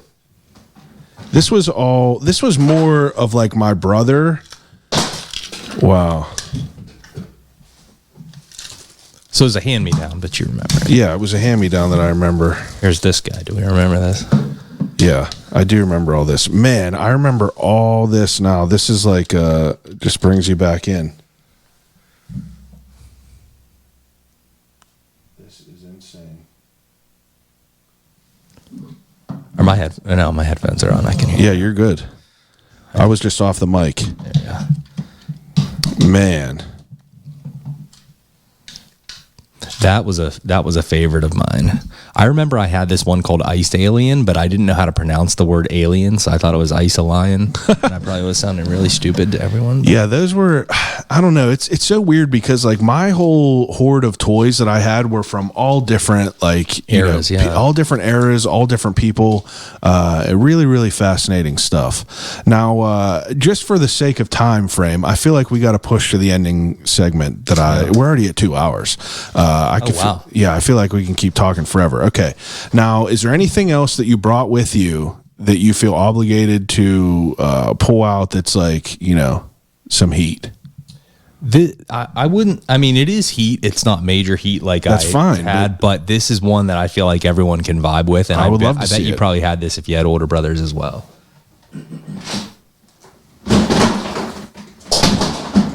Oh my God. I mean, Come on. cat's hairs on it. Come on now. Did you get down with any of these? What year? Yeah, I had the Macho Man. No, it was. I think it was 1990 or 1991. Wow. I get all that. Unreal. I think the ones that we had the Ultimate Warrior. We We've had been like the same age as this. Yeah. Macho Man. We definitely had the Hulk, but they were all dirty ass stained things. I remember Used to sleeping with competing. them. Yeah. Wow. Yeah, this one's pretty nice. There was a guy Unreal. on Facebook Marketplace had this, and I said, I think I have to have that. So I had two cousins that lived under the same roof as me, and our playroom was the basement, and it had cement floors underneath. So you'd be like wrestling with these, having a good time, and then you'd catch like an elbow to the cement and just Oh be like, yeah. Yeah, and you're like, I'm not doing this no more. yeah, I think I'm done with Hulk. But That's the this, best. This was one that I feel like the viewers would connect with. Everyone probably saw this at one point or another. Hell yeah. But that's do all you I got. do you find yourself coming across, like, because of the knowledge that you've gained over the years, like coming across some gems that people might not know what they have? All the time. I mean, there's so many things, especially when you go back to the 70s and 80s. I'm trying to just figure out how to describe this. They did like Fisher Price people. They almost looked like little Star Wars guys, but they'd be like a paramedic, a nurse, a spaceman type of thing. They were called Fisher Price Adventure people. And I remember at a toy show, a guy had one of the space guys. His name is Brainoid, and you can see his brain. And I was like, how much for this figure? And he's like, oh, it's like $5. Well, it's like an $80 figure. But I mean, it's stuff like that. It's all in kind of what you know, like, Yeah. but, and I swear I learned something about a weird toy every day. I mean, you're just just scrolling shit online, like researching online. That's pretty much what you do. I mean, I'll look for blogs. I mean, this is a huge resource. I brought, 3 of these out on the table here. I have every toy catalog from like the 1970s to the 90s, like Sears, JCPenney, Hills, Toys, and I will read these cover to cover to be like, okay, Where do you find them all? eBay? That's estate sales, eBay. I mean, Yeah. these are, especially the Sears ones where it's like the big, thick book are hundreds of dollars a piece. So it's like you got to try and find them cheap where you can. But they include almost every toy released that year. So those are a great reference. And then people make like big compendiums of toy lines. I just got a book about Kenner Star Wars that includes like all the packaging variations and stuff. So it's almost wow. like, going to college, but you're going to college for toys. Yeah, I guess like they make resources for it now. Like That's almost everything that I've shown you. I mean, well, Star Wars, Mighty Max has a book about it. That Kenner Alien, there was only one toy in the entire line. It has a book about that toy line. that is wild. So, Man, you got there's some stuff wild out there. shit. All right, so I do an ending segment with everyone. It's called Desert Island Questions. Just for the sake of time, we could just keep talking forever, but I know that it's going to be Go long. straight until Christmas. Yeah, we could. Okay, so the ending segment that I do with everyone is an ending segment called Desert Island Questions. I do Desert Island Questions. I give each guest 3 categories to take with them on a desert island until they starve to death and die. First category, 3 movies to take on a desert island. So you get 3 movies to watch over and over again for the rest of your life. Okay. Blade Runner, the director's cut. Okay.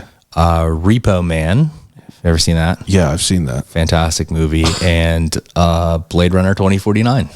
Those would be your 3 movies to watch over and over again for the rest of your life? Forever. Wow. What an... it almost I feel sounds like depressing. Blade Runner, I noticed something new about that movie, the first one, every time that I watch it.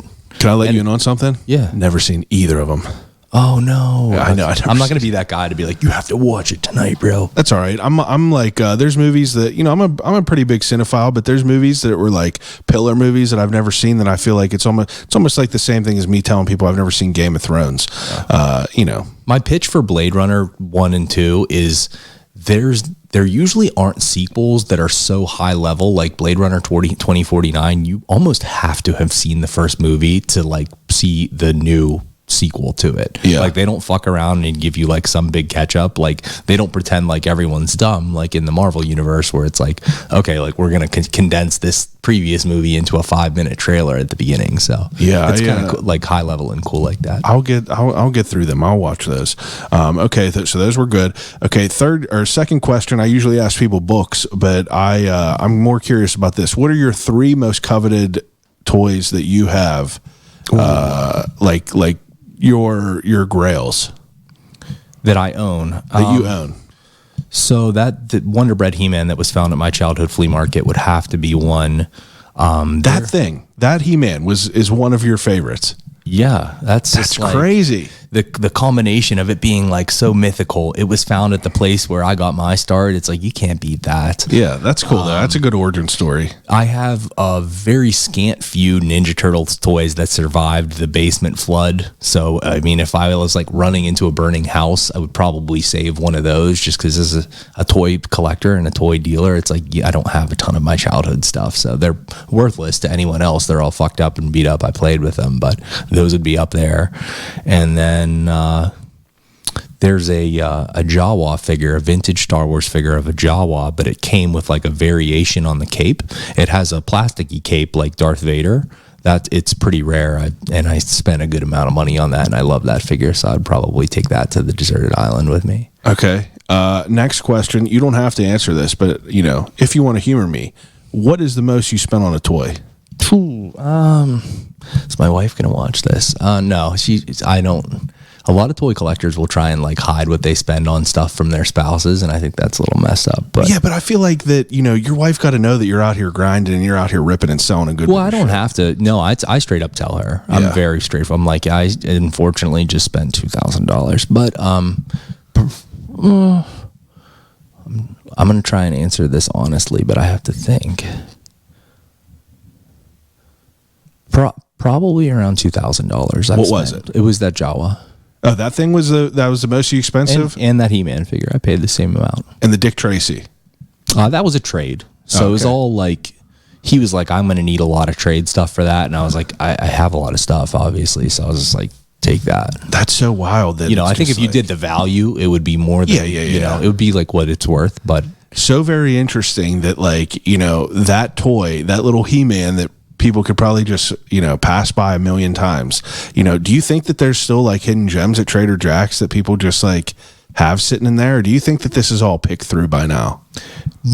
So I still go to Trader Jack's on Sundays, and like I guess I'm kind of giving up the goods to even say this on a podcast, but if you go early, like I'm talking like the sun's not out with the flashlight. Yeah, that's whenever I go. People score. I mean, every week, like there's Do you think the people that are selling are kind of like, if you go to a flea market, there's multiple types of people. You have the guys that just have a bunch of shit that are just on the table trying to get rid of it, and then you have the people that know what they have and they're asking too much. Do you think that the sellers are becoming savvy to the vintage market nowadays?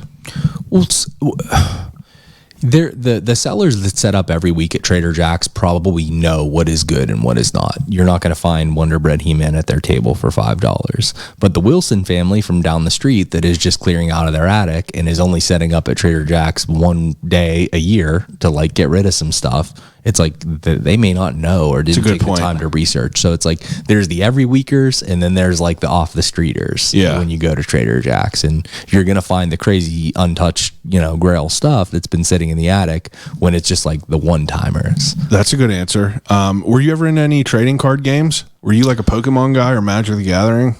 So the only Pokemon cards I ever had, I stole on a dare from a place called Unique Boutique by my house, and I opened up the pack and I got that Holo Charizard. Wow! And then I traded it for a Game Boy game to a kid in the neighborhood. So that was my one and done. I won, and I was out of the Pokemon game.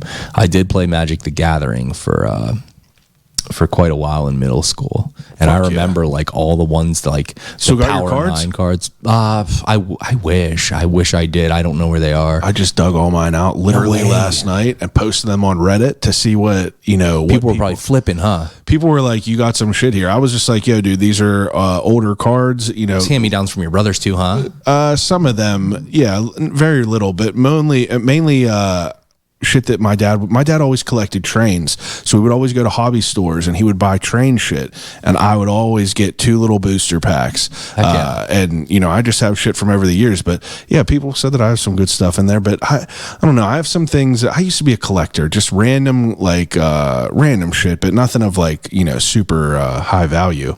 But the trading card games are weird because like those were like one of the culty type of things that like everyone kind of got into.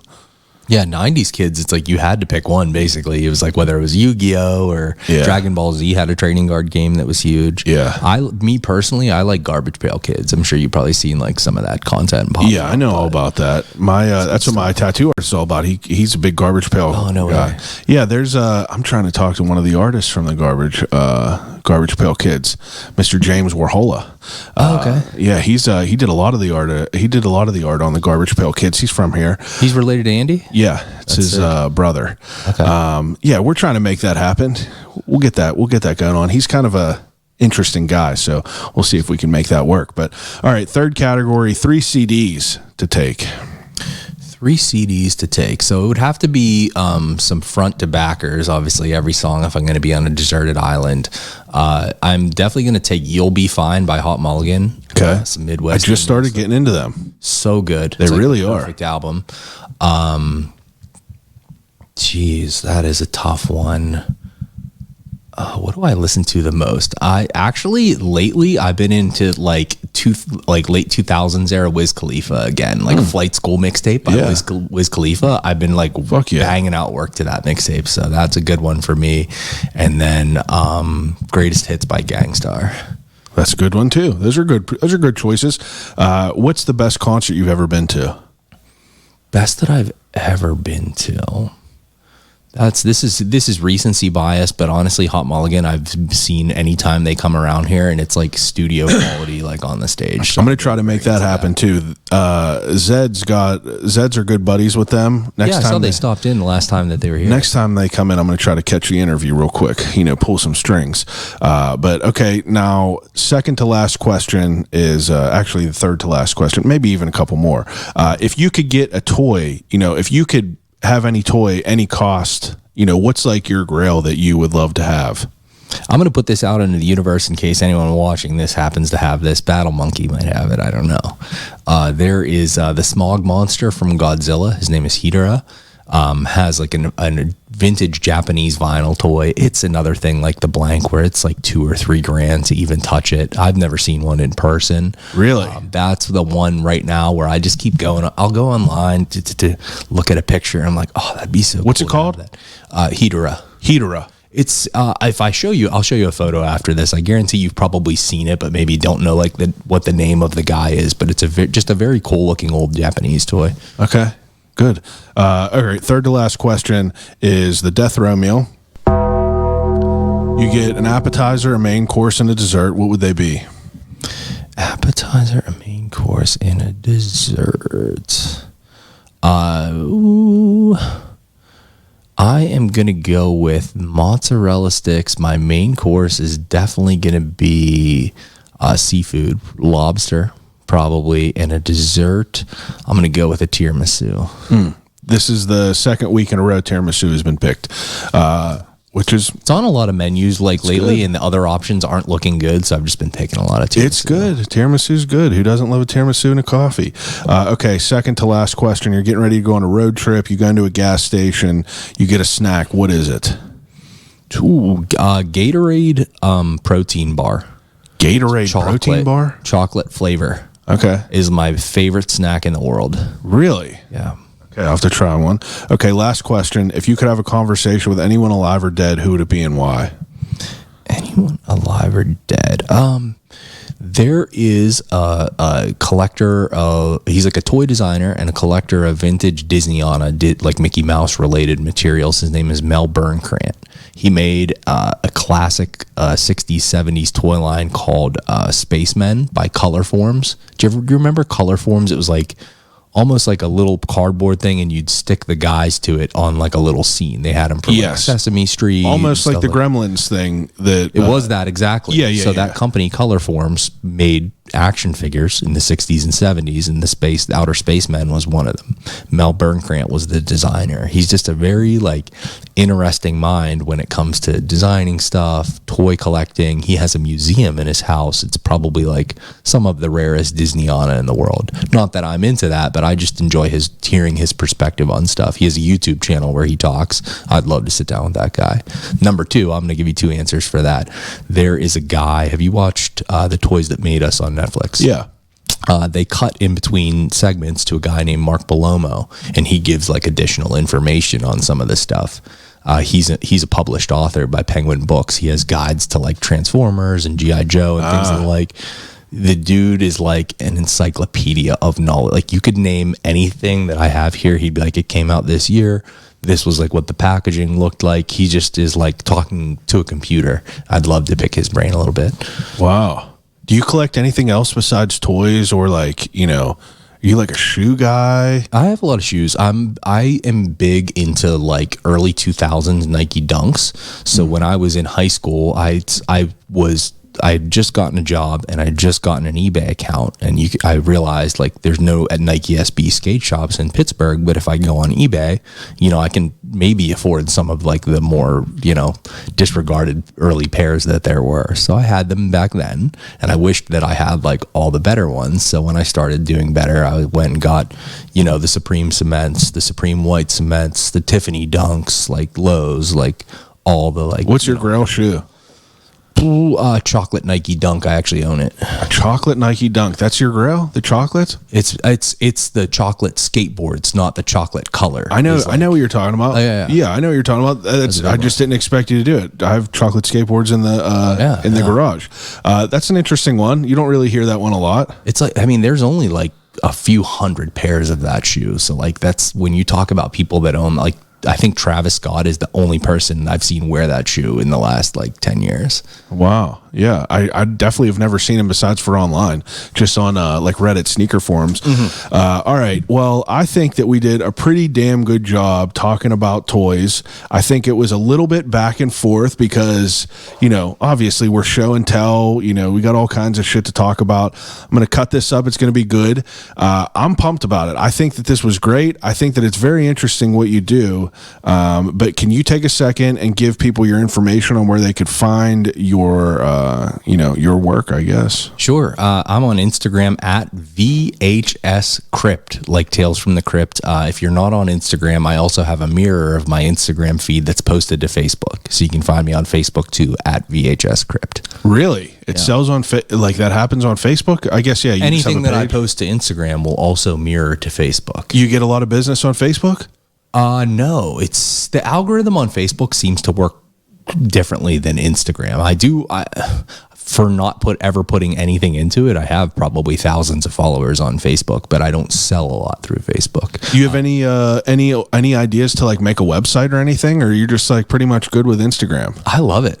It's something so gratifying about if I post something, if someone loves it or hates it, instantly they'll leave that comment and say, well, let me ask you this. You said awesome. On Black Friday, you were doing a Black Friday sale. Okay. And you said any past listings that are available, you know, they're off however many percent off. Yeah. Well, you know, you have 12,000 pictures that you've posted. I think 12.7 thousand pictures. If you find a listing and send me the post, I just go in my house, I'll go in my storage, and I'll find it. If I don't have it, then I just tell you I don't have it. But I'm talking about, you think people were scrolling? I mean, like, I'm sure there are people. I'm sure there are. Then they send me the post, and I'm like, dude, that's from 2020. I don't have that. I guess so. That's a good point. I like that you don't get rid of any of the old posts and you just leave everything on there. So there's like a mass delete function for Instagram that you can do now. Yeah. I may clean that up someday. I'm not sure, but it is cool to look at the old stuff. Yeah, I feel like it's like a resume. Is there anything that you have that you've sold like in the past 3 years that you wish you haven't sold? Like anything that like might have like jumped in price after or something? No, I'll say, brand new Transformers from the 80s are something like at auction houses, they always set records. So like really a brand new Optimus Prime. I have an Optimus Prime. Like how much is a brand new one? Like $30,000. $30,000? What year? 80s? 1984. So brand new version of this, $30,000 unopened. Yeah. My goodness. It's just a different game that people play that buy, that type of thing. But I actually found there's a bad Transformer, Devastator, and my friend gave it to me in a trade. It was brand new and sealed. It's the type of thing, at auction, those are bringing $20,000, $25,000. I've never dealt with an auction house. I sold it to a collector personally. I mean, and I probably could have got more for it, but I don't regret it. If he's happy, I'm happy. What do you think like the most popular like culture is, like as far as grouping? Like Star Wars, would you say that's the most popular as far as like toy wise? To me, it's like Star Wars, G.I. Joe, Transformers, and He-Man are like the big like 4 of toy collecting. Really? He-Man still. That's like 80s toy collecting. Yeah. Ninja Turtles probably overtakes them in like current day output because they've had so many different iterations and stuff. But Star Wars probably is the top. I mean, I've just recently seen every Star Wars figure ever to exist, and I saw a shitload of them. So, wow. Yeah, that's unreal. All right, dude. Well, I appreciate it. I appreciate thank you you so coming much for over, having me. This bringing has all been a this pleasure. stuff out. I hope that it was how do you think it went? That's 2 hours went by really fast. Went by Probably quick, 2.5 right? now. I don't know. I can't wait to look at all this stuff a little bit more in depth. But yeah, everyone else that's listening, VHS Crypt on Instagram. I'll call you right back on Instagram. You could find everything on the website. I'll call you right back.com. I got a Patreon, the whole thing. You know how to use the internet. Thank you for listening. Call you right back. Thank you.